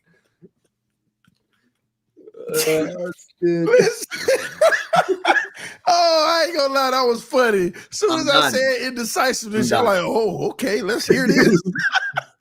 Hey, but listen, the Dolphins' biggest weakness this year is what it's always been and always will be. Do we have a quarterback that in December, when it matters most, will show up like the best of them? Mm-hmm. It's that simple. Okay. Now, I didn't say biggest weakness, biggest concern that could turn out to be a weakness. When it matters most, we got 2 games that the forecast suggests that it's going to be definitely below 40 and 30. Okay. Browns on the road in December, in January time. Jets on the road during the same time. Green Bay on the road during this cold winter. Those are brutal. Browns, Jets, Green Bay in December, between December and January. And that's just brutal. And all of them night games. All of them night games. So we're not talking about during the cold weather during the day, but even worse at night when any sun visibility is going to be an issue. And then even in that time frame late in the season, the other 3 games we have, which are home games, are San Francisco. And then on the road to Houston Texans. And then the Jets again. Then San Francisco. That's a gauntlet. So it's definitely a gauntlet. A gauntlet, at least based off of last year. I don't remember ever having a gauntlet like that in like a 6-7 game stretch in a row to end the season. When you got to be playing your best football, we have it. I don't care what nobody say. Go look at everybody's schedule. We got the hardest last 6 or 7 games in the entire NFL. Our schedule overall may not be the hardest. It's pretty tough. But those last games, we have no week off other than the Jets twice. But outside of that, and that's just me hating, we have no week off. So what will our quarterback do when it matters most? What will Mike McDaniel do when it matters most? Because those 2 in tandem shrink in those moments. And the whole team shrinks because they follow their leaders. And those are our 2 leaders. So thank y'all for tuning in to the AFC East Roundtable. Until next time. What are you talking about? Final words, Richie. Richie, we're doing our segment right now for weaknesses. We are on the Miami Dolphins. We're trying to keep the segment about 20 minutes, if that's cool. Thoughts? We're talking about the Dolphins' weaknesses. We gonna have all night for that, right, Sophie? Hey, Sophie. What do you think the Dolphins' weaknesses I are? just said, what's up, Sophie? Yo, Dan was about to dab up your dog. That's wild. Yeah, you can dab Sophie up. She dabbed Big you up. dog. What up? What up, man? So this dog is older than you, Colby. Isn't that crazy? Wait, like real? Wait, like in dog years or like real life? Real life, bro. How old? She's gonna 23? be 15. She's gonna be 15.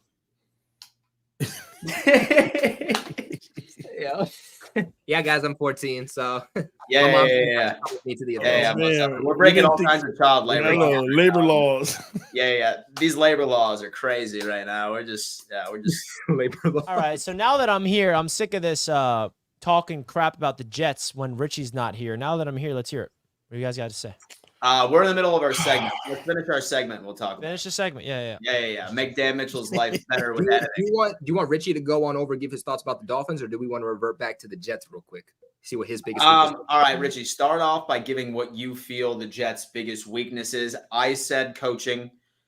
TD said y'all rely way too much on Aaron Rodgers. And then Colby, what did you say? And just like a sentence. Laugh now. And offensive line, he was saying. So give us the Jets' biggest weakness. Wait, Colby And said then followed offensive by the line is our Dolphins' weakness? biggest weakness. Offensive line, I said, yeah. And then I said coaching. And then he said, Yeah, so Right. the only one of you guys I got to correct is Dan. Thank you. I mean, Thank you. thank you. You got it wrong, TD. Oh, I thought you said the only one you You know have what? to, have to correct. I'm gonna let Richie go back. He gonna listen. He gonna be like, oh, okay. You know what, Colby? He actually did have a point. So Richie, after you watch it tonight, you got some homework. I don't know He's why gonna I go forgot. back to the All comments right, section Jets later What was fans. your point of the tomorrow to offense? see But your comments saying Colby, he had a point. is the only thing that you're going to say about the offensive line is what? Or injury prone? Is that it? Well, no. I said the first thing I said was like there obviously are injury problems. It's a little bit older, Elijah Vera Tucker, Tyron Smith, but I also said I wasn't a big fan of your depth there if those guys do end up going down with injuries because That's the best part of the offensive line. We have a first-round pick ready to go. you have a when first they round get pick hurt. over at tackle again. But What yeah, team has the luxury of that, Colby? No Tyron one. Smith goes out, We're the Elijah only Vera team in the Tucker- NFL that has that luxury. Hey, look, I broke this all down. I feel like I'm beating a dead horse if I redo it, but Richie, I'm gonna give you the floor. Richard, mean- the damage is done. We already got it. I just want to let you know, Colby, the one thing that Jets fans are the most excited about this season, it feels like a breath of fresh air, is our offensive line. Because every single time we go out there in the joint practices, we are moving people. Tyron Smith is burying Brian Burns.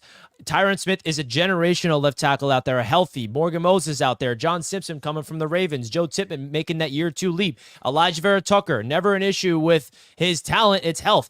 When we are healthy out there, this starting 5 is going to be elite in the run game. From a pass protecting standpoint, the left tackle position is generational. We don't got to worry about that. Inside, we shall see what the young guys look like inside. And from a depth perspective, we have Olu, our first-round pick, is a swing tackle, playing right tackle in the preseason, looking stellar. Left tackle in the preseason, looking stellar. I mean, the depth of this Jets offensive line, Jets fans are not used to this. We're used to complaining about the offensive line. In Jets land, there is nothing to complain about this offensive line. We are completely in a weird situation of Jets fans. We're usually harping on how bad our offensive line is. And I'm being honest with you guys. Last year, the narrative from Jets fans was, oh, we have Aaron Rodgers, but our offensive line stinks. Like, our offensive line is not good. Like, today at joint practice, I know it's the Giants, but the one good thing about the Giants is their defensive line. They got Brian Burns, Kayvon Thibodeau, and Dexter Lawrence. Okay, that is their strength. And our offensive line held up against that front. Aaron Rodgers had all day to throw and was dicing up that terrible Giants secondary. So I honestly think, Colby, from a Jets fan's perspective, we are super excited about our offensive line because of how bad it's been throughout our entire lives. This is the one time we can actually say this offensive line was corrected in this offseason with the 3 offseason additions, technically 3 veteran additions, and then 1 draft pick in Olu. Last year's offensive line was trash. This year we're expecting different.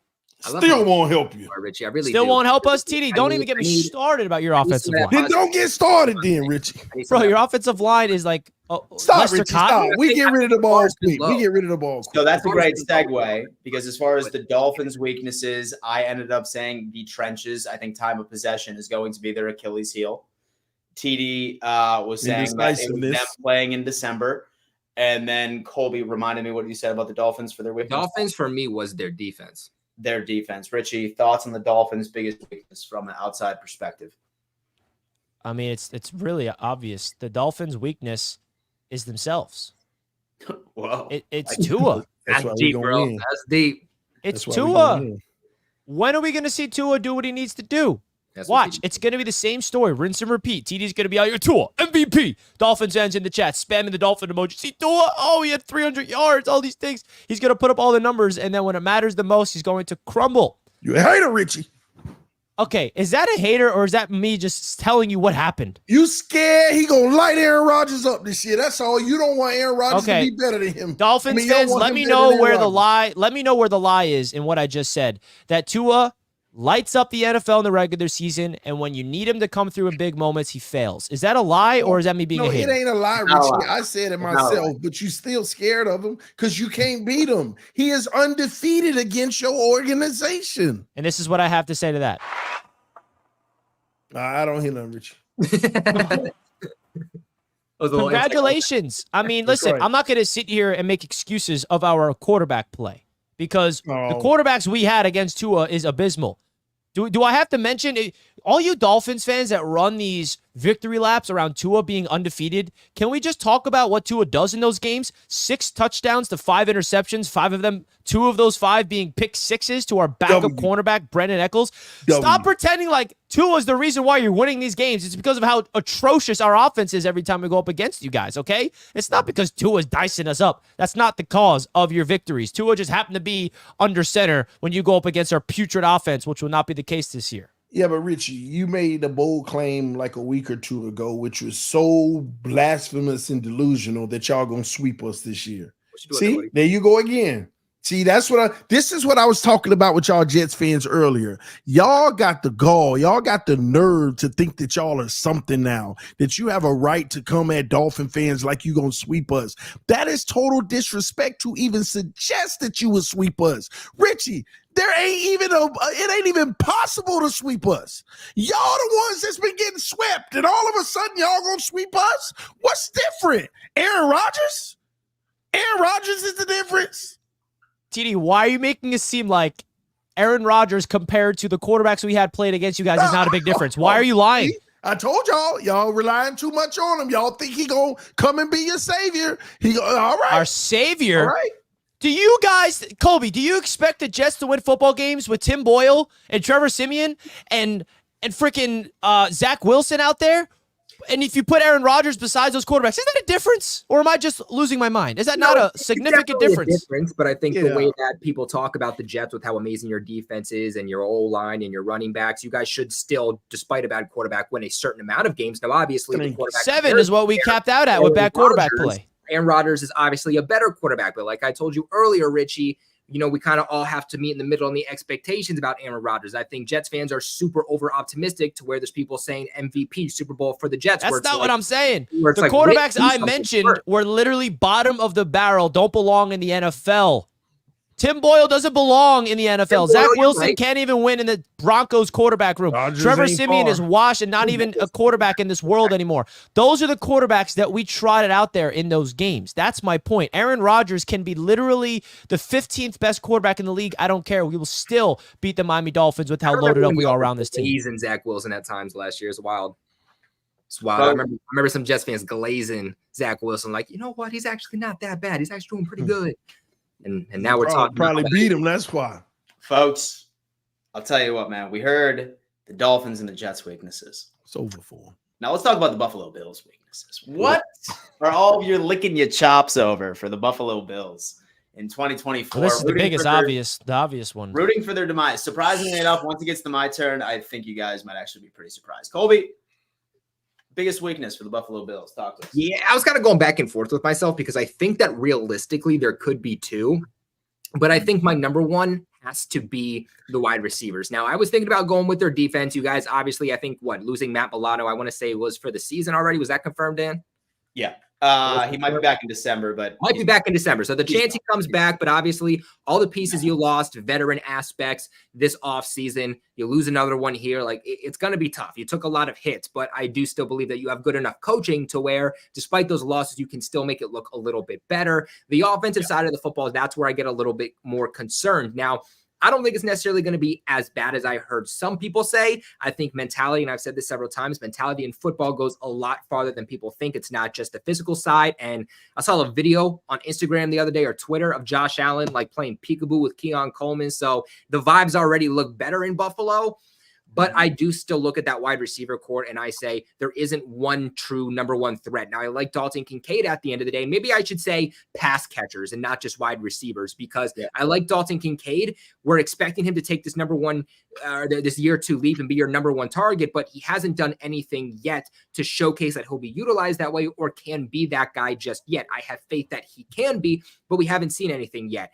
Curtis Samuel, Chase Claypool, I think you guys ended up releasing him on an injury designation.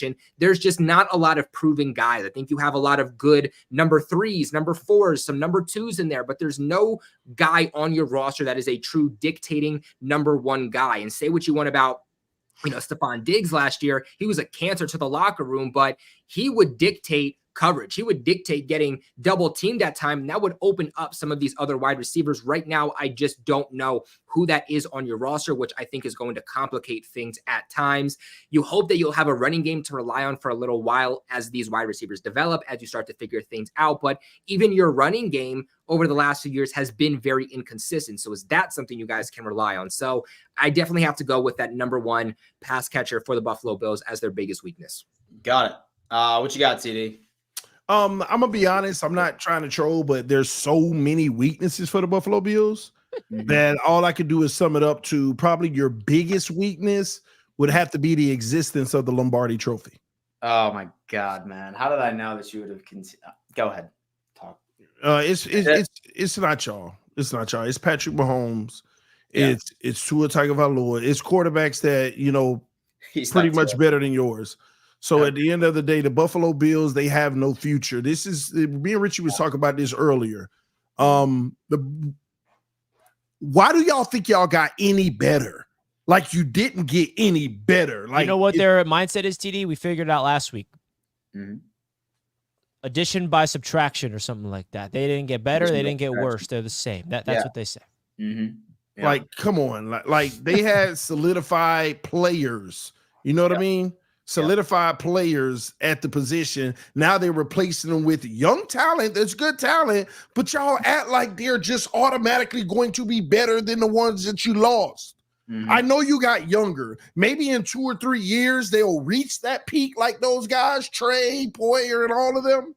Mm-hmm. But y'all act like they already are. Y'all are really in for a rude awakening. And this is non-trolling. Like every time I say this, it sounds like trolling, but you might win 7 to 8 games. Mm-hmm. Like it's a real reality. It could be. Everybody just Josh Allen. He'll never let it happen. Man, what was Josh Allen before Diggs? That's y'all going right back. He was another team in the playoffs.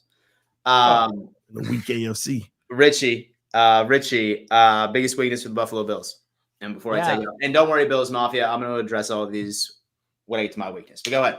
Got to give a big shout out to everybody tuning in live real quick. We got 500 people with 300 likes. That's ridiculous. Thank you guys so much for tuning in to AFC East Roundtable. My apologies for not being here from the start of the show. Had some personal things to get through. But hey, we're here. Hit the like button if you guys are enjoying the show here on the AFC East Roundtable. Don't forget, this is the biggest show on Roundtable Sports Network. Now that we have all these different, shows across the network, all these different divisions, we can't forget who's number one. That's the AFC East. I don't know, Richie. AFC West is good. They're really chirping about the AFC East. I'm telling you. I'm hosting that. Let me tell you, they're talking some real crap to their stadium. I mean, it's literally all Raider Nation, though. It's all Raider Nation. Oh, yeah, like on 90%. By week 7, they'll be gone.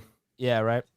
I'm curious if the Raiders suck this year. Are there still going to be that many Raiders? I think they will. Raiders fans are definitely different, but I digress. Do y'all play them? No. We play them. We're the only ones playing them. Then we'll take care of them. We're playing We're all playing one team in the AFC West. We're taking the Broncos this year. Yeah, we'll take care of them. So yeah, shout out to everybody tuning in. 300 likes. Let's get to 400 likes, folks. 400 likes is what we're asking for. The biggest weakness for the Buffalo Bills. I mean, outside of wide receiver, I like to get something different because that's the obvious one. But their defense kind of concerns me from the perspective of without Matt Milano, their linebacker depth. I mean, they survived without Matt Milano last year.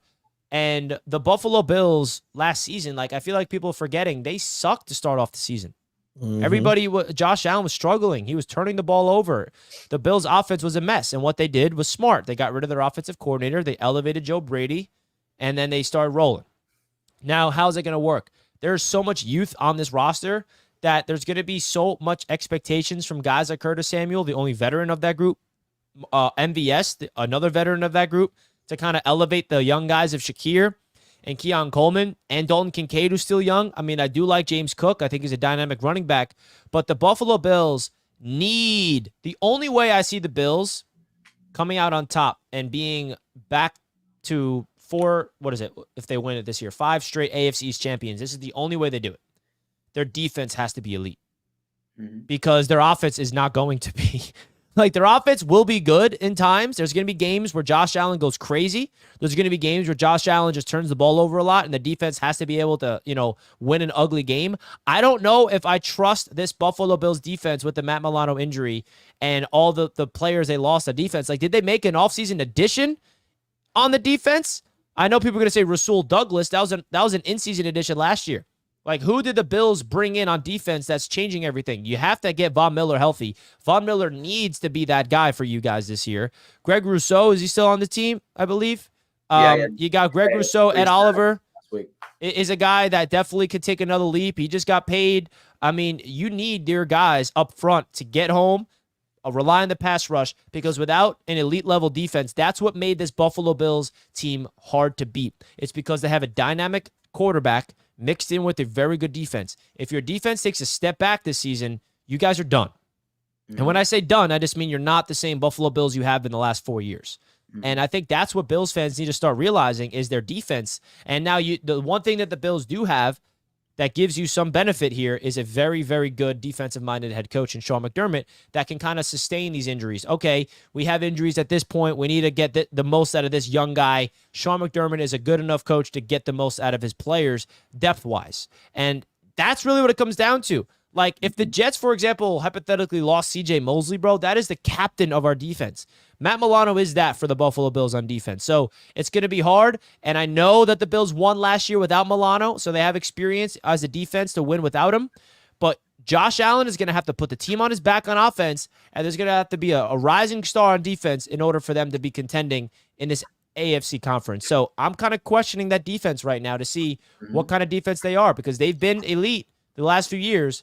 But this offseason, I didn't see any moves that sparks fear from their defense to get better. Only regression.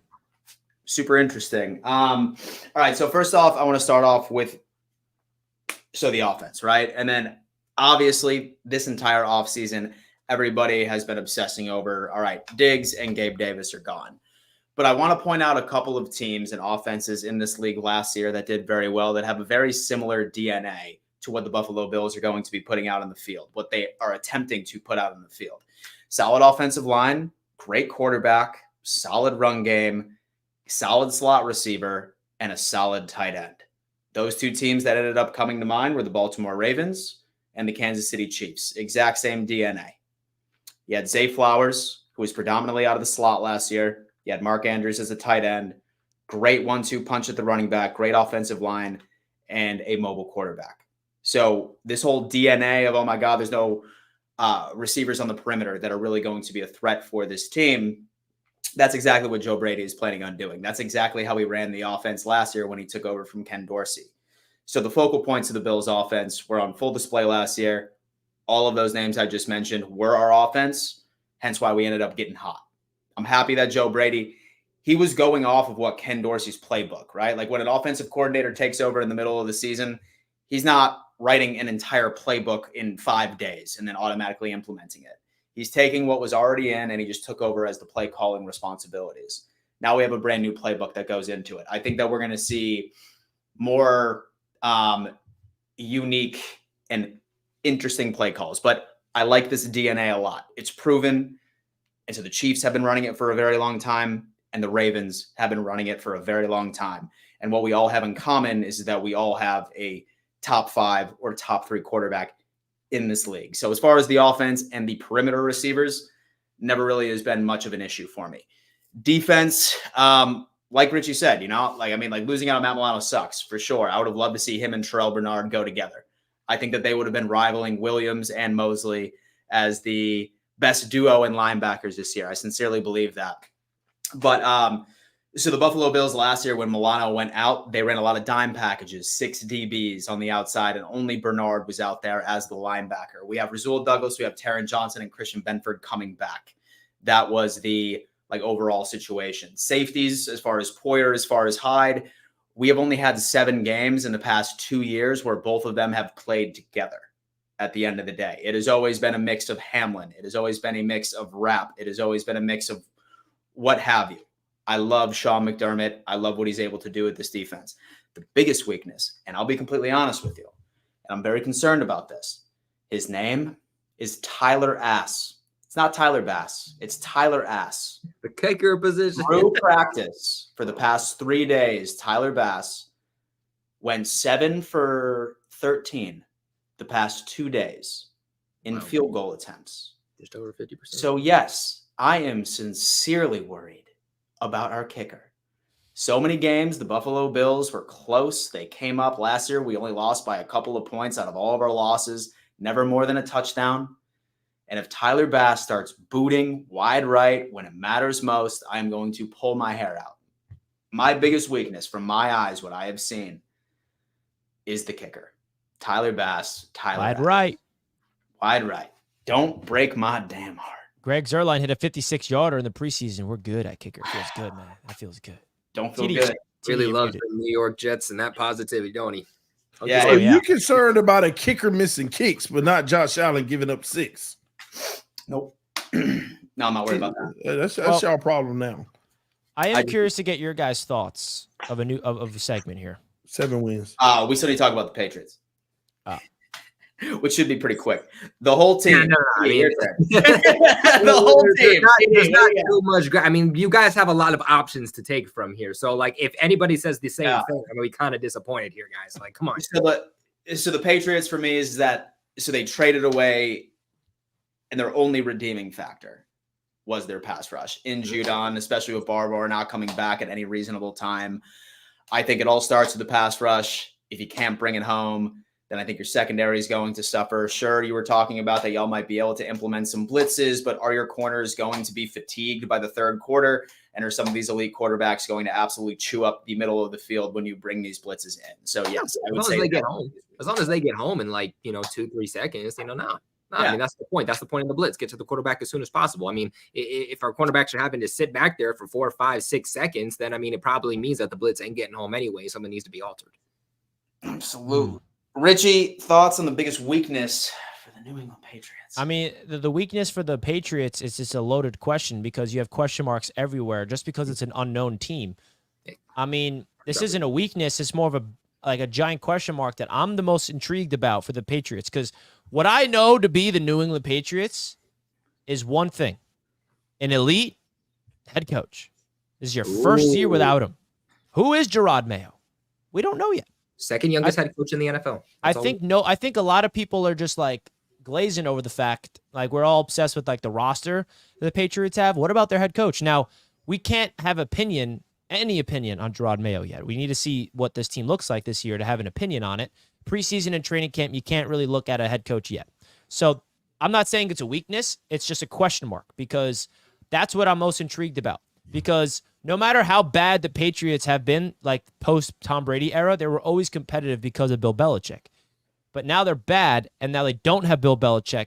Who are they going to be? Are they going to still be that team that is in every game but just can't get over the hump because they're just not that talented? Or are they going to get blown out? Are they going to get embarrassed? Are they going to have like crazy plays that just looks like an incompetent head coach? How is he with time management? How is he with the coach's challenge? How is he during adversity? Like if the Patriots start really sinking, is Gerard Mayo a coach that can rally his guys around and finish the season off strong? Or is he just going to be that guy that can't handle the pressure of being a head coach? So I'm not going to say it's a weakness. It's more of a giant question mark that I'm intrigued to see of the type of head coach Gerard Mayo is because, it's kind of rare. If you look around the NFL, there's not a lot of like former player head coaches in the league today.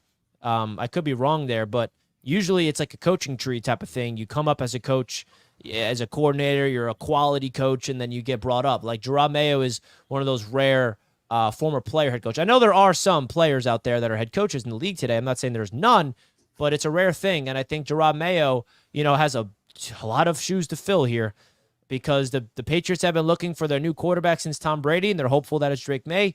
And now they have to look for their new head coach without Bill Belichick, and that's going to be Gerard Mayo. Let's see what that's going to look like.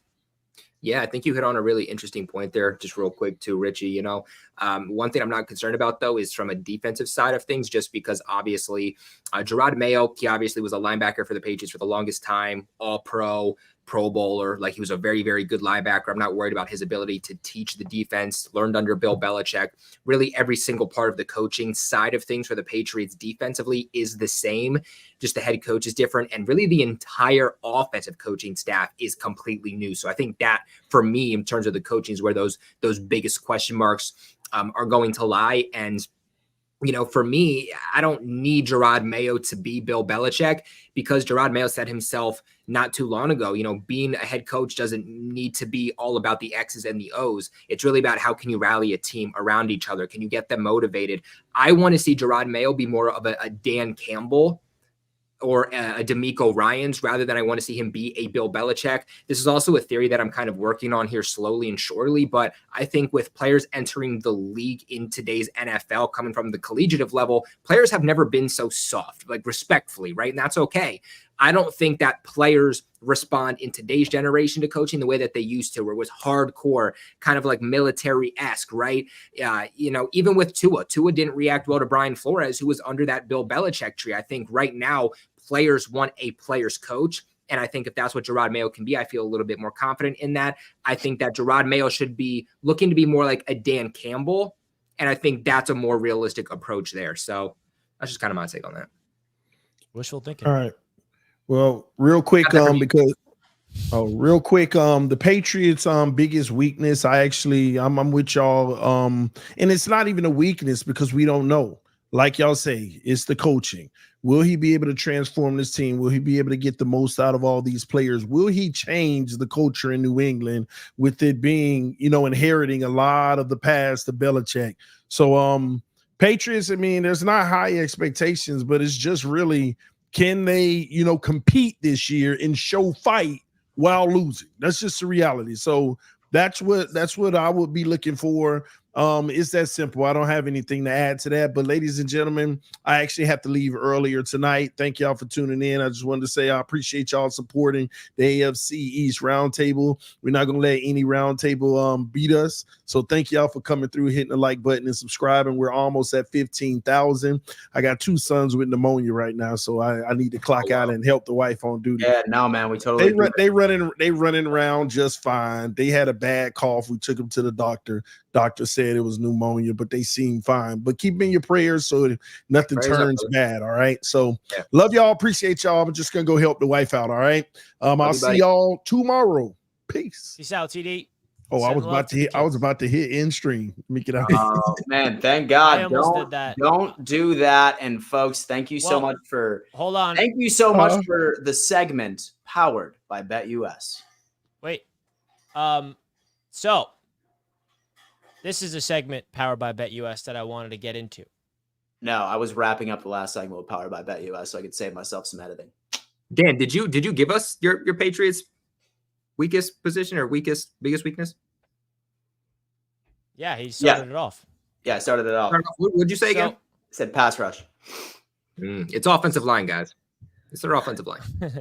It's hands down. So I wanted to get your guys' thoughts. Now, TD's not here for this segment, but as you all know, this show is being powered and brought to you by BetUS Sportsbook. Receive a 125% sign-up bonus on your first 3 deposits, up to $2,000. Now, before we get into these odds presented by BetUS, let's hear from Mike Vick. Michael Vick at BetUS.com. Catch an incredible 125% sign-up bonus on your first 3 deposits, plus 10% gambler's insurance. BetUS, my online sportsbook and casino. So I definitely want to get your guys' thoughts. Now, it's funny because BetUS did not have a graphic for a Patriots quarterback because it's still unclear who their quarterback is. Totally understandable. So first thing that jumps out to me, I wish TD was here, but they got Aaron Rodgers with a higher touchdown total than Tua. So everybody in the chat, let us know. Who do you have hitting over? Who do you have hitting the under? Colby, I'll start off with you. Starting with Tua, then going to Aaron, then going to Josh Allen. Over, under. Passing touchdowns. Yeah, I'm going to take the over. I'm going to take the over on Tua here. When you have Tyreek Hill, you have Jalen Waddle. Like, it's just always going to be an explosive offense. Those guys are going to get open, blown coverage, hard to catch up with them. So as long as he stays healthy, that's the biggest caveat. I do think that he's going to go over. I'm actually going to go under pretty confidently here with Aaron Rodgers. No disrespect at all to him or the New York Jets or any way, shape, or form, but I think that the way that these Jets want to be successful is not by asking Aaron Rodgers to be prime Aaron Rodgers, but taking the ball out of his hands as much as possible. And then when the game's on the line, asking him to fling the ball and be the Aaron Rodgers we've always known. So I think when they start reaching the red zone, it's going to be a Breece Hall show, and they're going to want to kind of run the ball in there, take as much of that pressure off of an aging Aaron Rodgers and his arm aging. So I'm going to take the under on Aaron Rodgers. And then as for Josh Allen, I am also going to take the under here in touchdowns, just because I'm concerned right now. I'm concerned about these wide receivers, these number one target for who Josh Allen is going to have this upcoming season. I think that if they're going to be successful once they reach the red zone, kind of like I said with Aaron Rodgers, they're going to want to run the ball a lot, especially because when things start to shrink on the field, once you reach the red zone, you're taking shots into these end zones with someone who is as turnover worthy as Josh Allen. How do you kind of diminish some of those turnovers? You take the ball out of his hands and start running the ball. So again, with all these question marks, no real number one guy there, Stephon Diggs out of here, I'm going to have to say the under there with 27.5 for Josh Allen. How about you, Dan? He's got the over on Tua, the under on Rodgers and Josh Allen. So I'll be completely honest with you. I'm probably going to have to go with the exact same thing. I have Tua going for over and passing touchdowns. I see the vast majority of that being done in the first half of the season. I like the Dolphins run game, but like I said, I think that they're not going to be having many opportunities to run the ball because of their inability to stop the run. And I think that they're really going to have to to be like stuck in games and keep up in games, they're going to have to be pass heavy. So I have Tua going significantly over. I see him having over 30. Aaron Rodgers, I have him slightly hitting the under just because when you have a two-headed running back monster like Breece Hall and Braylon Allen, I really think that should be part of their DNA. I still think that he goes about 23, 24. This is going to be a nail biter when it comes into it by the end of the season. But yeah, I'm probably going to take the under on Aaron Rodgers. And then Josh, I mean, he's going to throw high 30s, 40 this year. Not because I have all of the confidence in the world with him, but he needs to. He needs to throw for high 30s in touchdown passes, 40 perhaps in touchdown passes. Significantly over for Josh Allen. In fact, that's a low number for that Colby picked the under for Josh Allen, right? You said you were in lockstep with him. Oh, never mind. I thought he took the under for Aaron Rodgers. He did, but he took the under for Josh Allen as well. The under for Josh Allen. Yeah, most definitely. I think that he is bare minimum. I think Josh walks away with like 34 passing touchdowns this year. Interesting. So who do you think leads them in these receiving touchdowns? I mean, he's going to put up so much. Someone's going to probably have to step up here pretty significantly. So I don't see any of them like breaking double digits, but I think who ends up walking away with the most touchdowns is going to be Dalton Kincaid. It's going to be like 8. And then so you think like reach the red zone, a lot of 12 personnel, Dawson Knox and Dalton Kincaid there. They're going to punch it in. Some 12, and then when it comes into Ray Davis, finally we have like a north-south like guy that can actually run between the tackles. Somebody where we can start to avoid that QB sneak or the tush push. We finally have that guy. So I think that we're going to be definitely leveraging a lot of run plays, not including Josh Allen, which is good. I see his rushing touchdowns, surprisingly enough. I'm actually going to take the under on Josh Allen's rushing touchdowns this year, surprisingly enough, because I think that we've made enough investments where our running backs can start taking that like load off of him. Yeah. Well, I actually have the over on all three of these. Wow. I think Tua's gonna hit the over. He's got the weapons. Tyreek's gonna be there and do his thing. I think that Aaron Rodgers is gonna hit the over for this reason. The New York Jets are throwing the football not only to Garrett Wilson a lot, but Breece Hall. I think Breece Hall is about to have like a lot of passing touchdowns. I think that Breece Hall may even be the Jets' number 2 receiver when it's all said and done, leading the Jets in receptions, yards, and touchdowns next to Garrett Wilson. Now, probably not yards. That's probably Mike Williams if he stays healthy. But Aaron Rodgers is a red zone machine when he gets in there. And the New York Jets are going to score touchdowns this year. And I think that the 26.5 line is definitely a nail biter, but I can see him getting a nice 27, 28 touchdowns or something like that. And Josh Allen, I mean, he's been putting up the over for this one for the past, let's see, 3 years in a row. Ever since Stephon Diggs came in the building, He's had 37, 36, 35, 29. So, I mean, he had 29 last year with Diggs. So we shall see. I'll take the over for Josh Allen at 28, though. Like that. You're welcome, Like Dan. that. Thank you, man.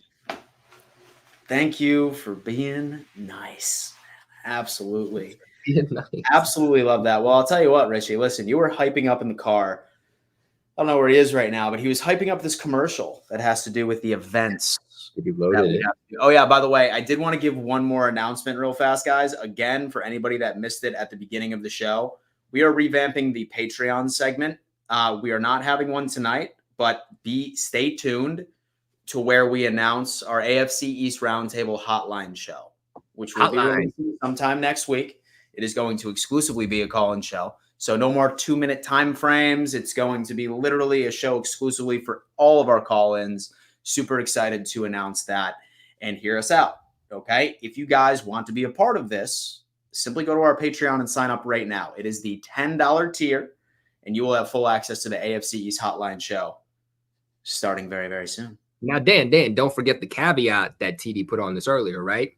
That is true. It's for this week. You can grandfather yourself into it, right? It's for this week and next week only.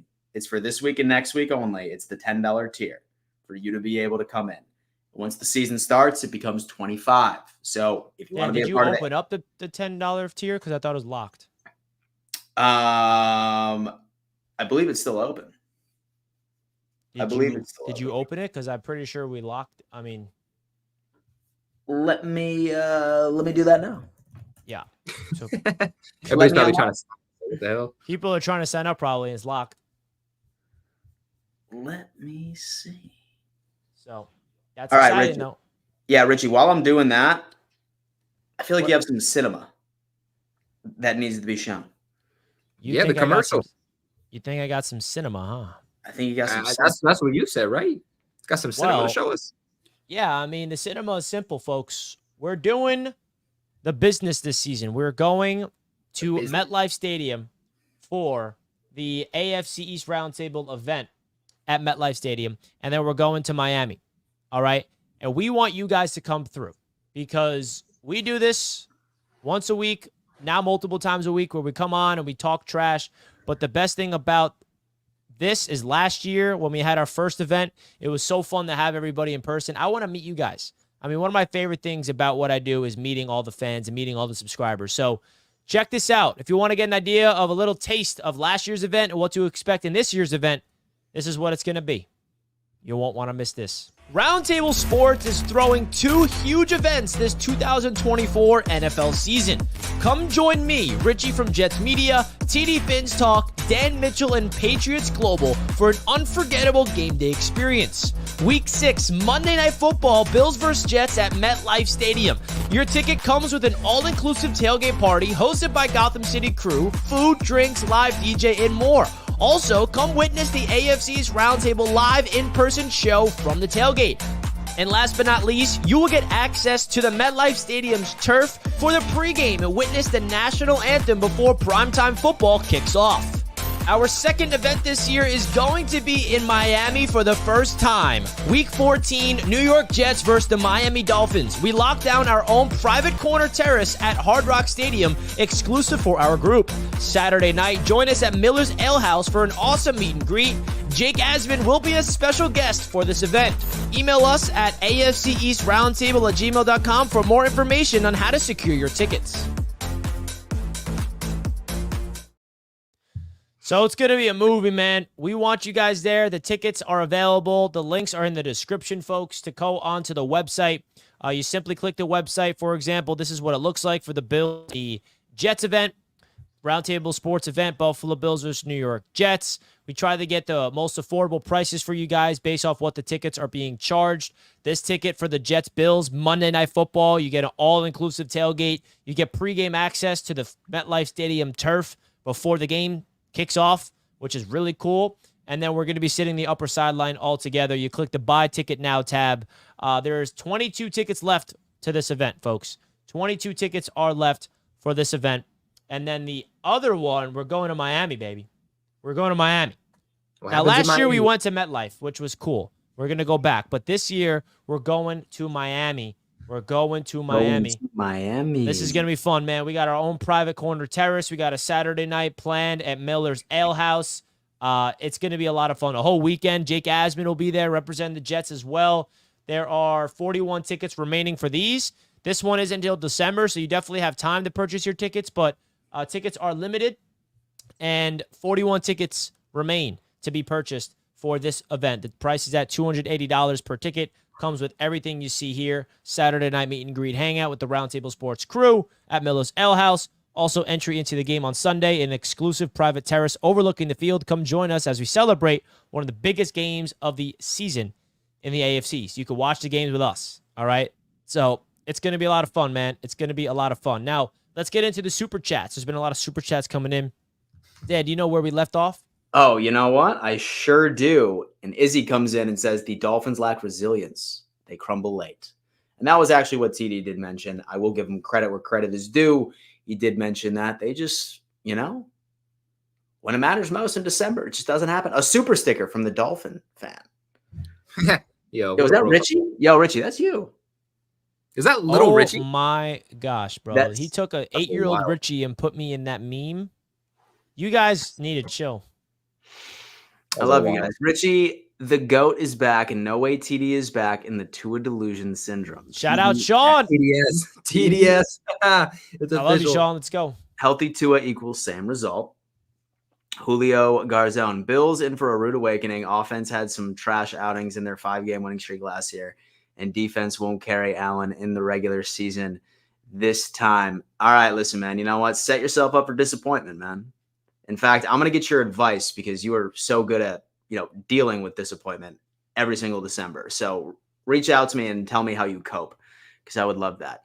We win the division and rest the players week 18 with the sunshades on. Nicholas Paz, the Jets and Bills' biggest weakness is coaching.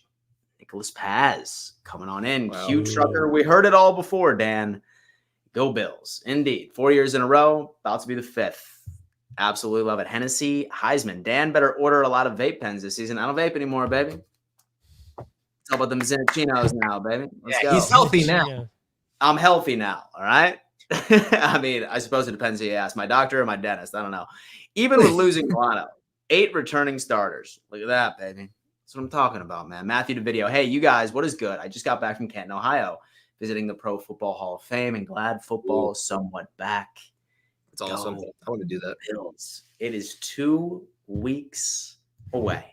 Folks, damn. 2 hours in. This is beautiful. And you know what? We are prepping ourselves right now because we know that these episodes are about to be absolutely lengthy. Very, very lengthy. Oh, they'll be lengthy. All right. Get ready for that. They certainly are. Previews, recaps, the whole 9. Now, listen, guys, I do want to let everybody know.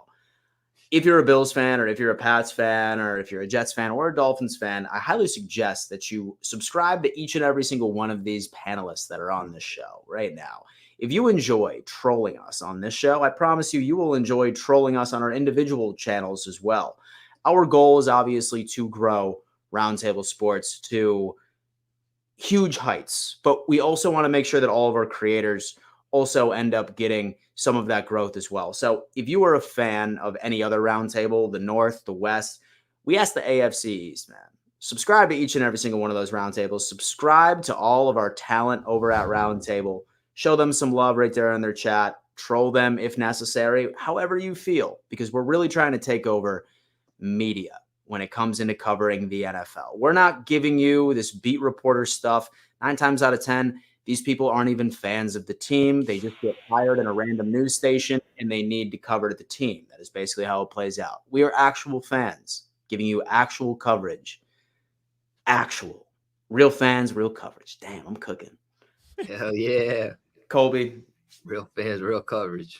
have anything to say to the audience? Oh, yeah. And by the way, guys, I do want to know the Patreon $10 tier has now reopened. All right? Yes. So for anybody You're that welcome. wants to be a part of the AFC East hotline show, which is going to be announced, go on ahead and sign up. Secure your spot. You will be grandfathered in. But the second that week 1 hits, and I'm talking that first Thursday Night Football, it's now $25. We love the Patreon segment. It's beautiful, but full transparency, after a 3-hour show, we can only give you guys 2 minutes. That's not fair. We want to be able to give you guys longer, extended time, have the conversation, a true call-in show based off of things that are occurring around our favorite personal team. So if you want to come in, sign up for the Patreon and stay tuned for the AFC's hotline because we are so excited to launch this. Colby, talk to us before we send these dudes off and this old man goes to bed. Talk to me. Yeah, man. I mean, it's always a pleasure. Always a pleasure with you guys. I mean, the week can be stressful sometimes. A lot of duties, a lot of things you got to do. But let me tell you, every single Wednesday when we come here and we chop it up, I feel like I'm at a family reunion. And no matter how much smack we talk, whether you're a Bills fan, a Jets fan, a Dolphins fan, a Patriots fan, I do love each and every single one of you guys on this platform. I love everybody in the comment section. Literally, we could not be here without you. Of course, if you guys always want more content from me, I do keep it real on my channel. We don't talk any blasphemy. We always keep it real, the good and the bad about the Patriots. So I always do a lot of analysis and breakdowns over there. Check me out over at Patriots Global. Obviously, I do host for Roundtable Sports too. Every single Tuesday, I host one at 7 p.m. That's the NFC South. And then at 9 p.m., the AFC West, the division that thinks that they are already, after 3 episodes, better than the AFC East. So if you guys want to go over there, chop it up with some Raiders fans, Chiefs fans, Broncos fans, and Chargers fans, and let them know who's boss, make sure you guys tune in. But a lot of great stuff happening. I'm super excited. And yeah, man, just stay tuned. And then Glenn says, Colby, get a hold of me to talk about the QB corner. Yes, Glenn. I will respond to number on your Twitter. Which is great. And here's the thing, Richie, we were talking about this. Since Glenn is sponsoring that segment, we need a logo.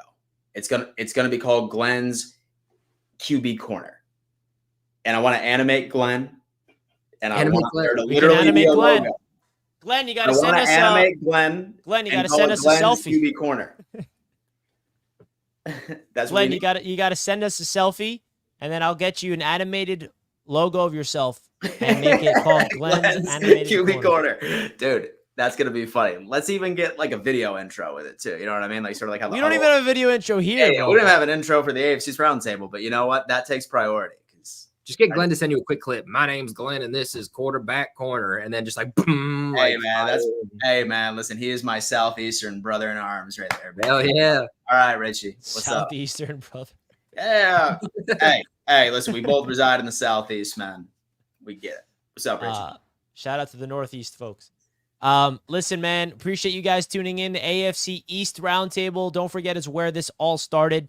This is season 5 of us together on this roundtable, the first season where we have all the divisions launched. And just want to thank you guys for all the support network wide. It's been a grind behind the scenes. There's so much work that you guys don't see that I put in, Colby, Dan, TD, and all people that's affiliated with Roundtable Sports to give you guys this content. We're super excited to continue the launch of these divisions for the season to begin. And we just want to ask you guys to be patient with us and keep supporting us. And we appreciate you guys for being part of the ride. And definitely consider taking those tickets in the description and coming through to the events. We're really excited to have you guys come together. Jets fans, pull up to Monday Night Football. Bills fans, pull up to Monday Night Football. Even though Bills fans, we kind of own you guys at MetLife the last few years, so you know what's going to happen. But we shall see. Thank you guys so much for tuning in. Dan, did they hear about Shinesty today? Oh, they sure did, my friend. I'm happy they did because that's my favorite ad I've ever heard. Damn balls. And don't worry, we have a new Shinesty ad rolling out, and we're all going to be modeling the underwear. Oh, hell yeah. Who's we? All of us, baby. I don't know. Oh, gosh. Reason, Rich. So I booked the photographer, baby. It's about to be. Oh, God. We're all right. Sus. We're modeling underwear. Great to know. Yeah, it's gonna be in the calendar. Thank you guys so much for tuning in. Got to give a big shout out to BetUS for powering tonight's show, empowering all shows on Roundtable Sports Network. Link in the description to sign up, folks. Great way to support what we do here at Roundtable Sports is by supporting the sponsors, and that's powered by BetUS. Peace.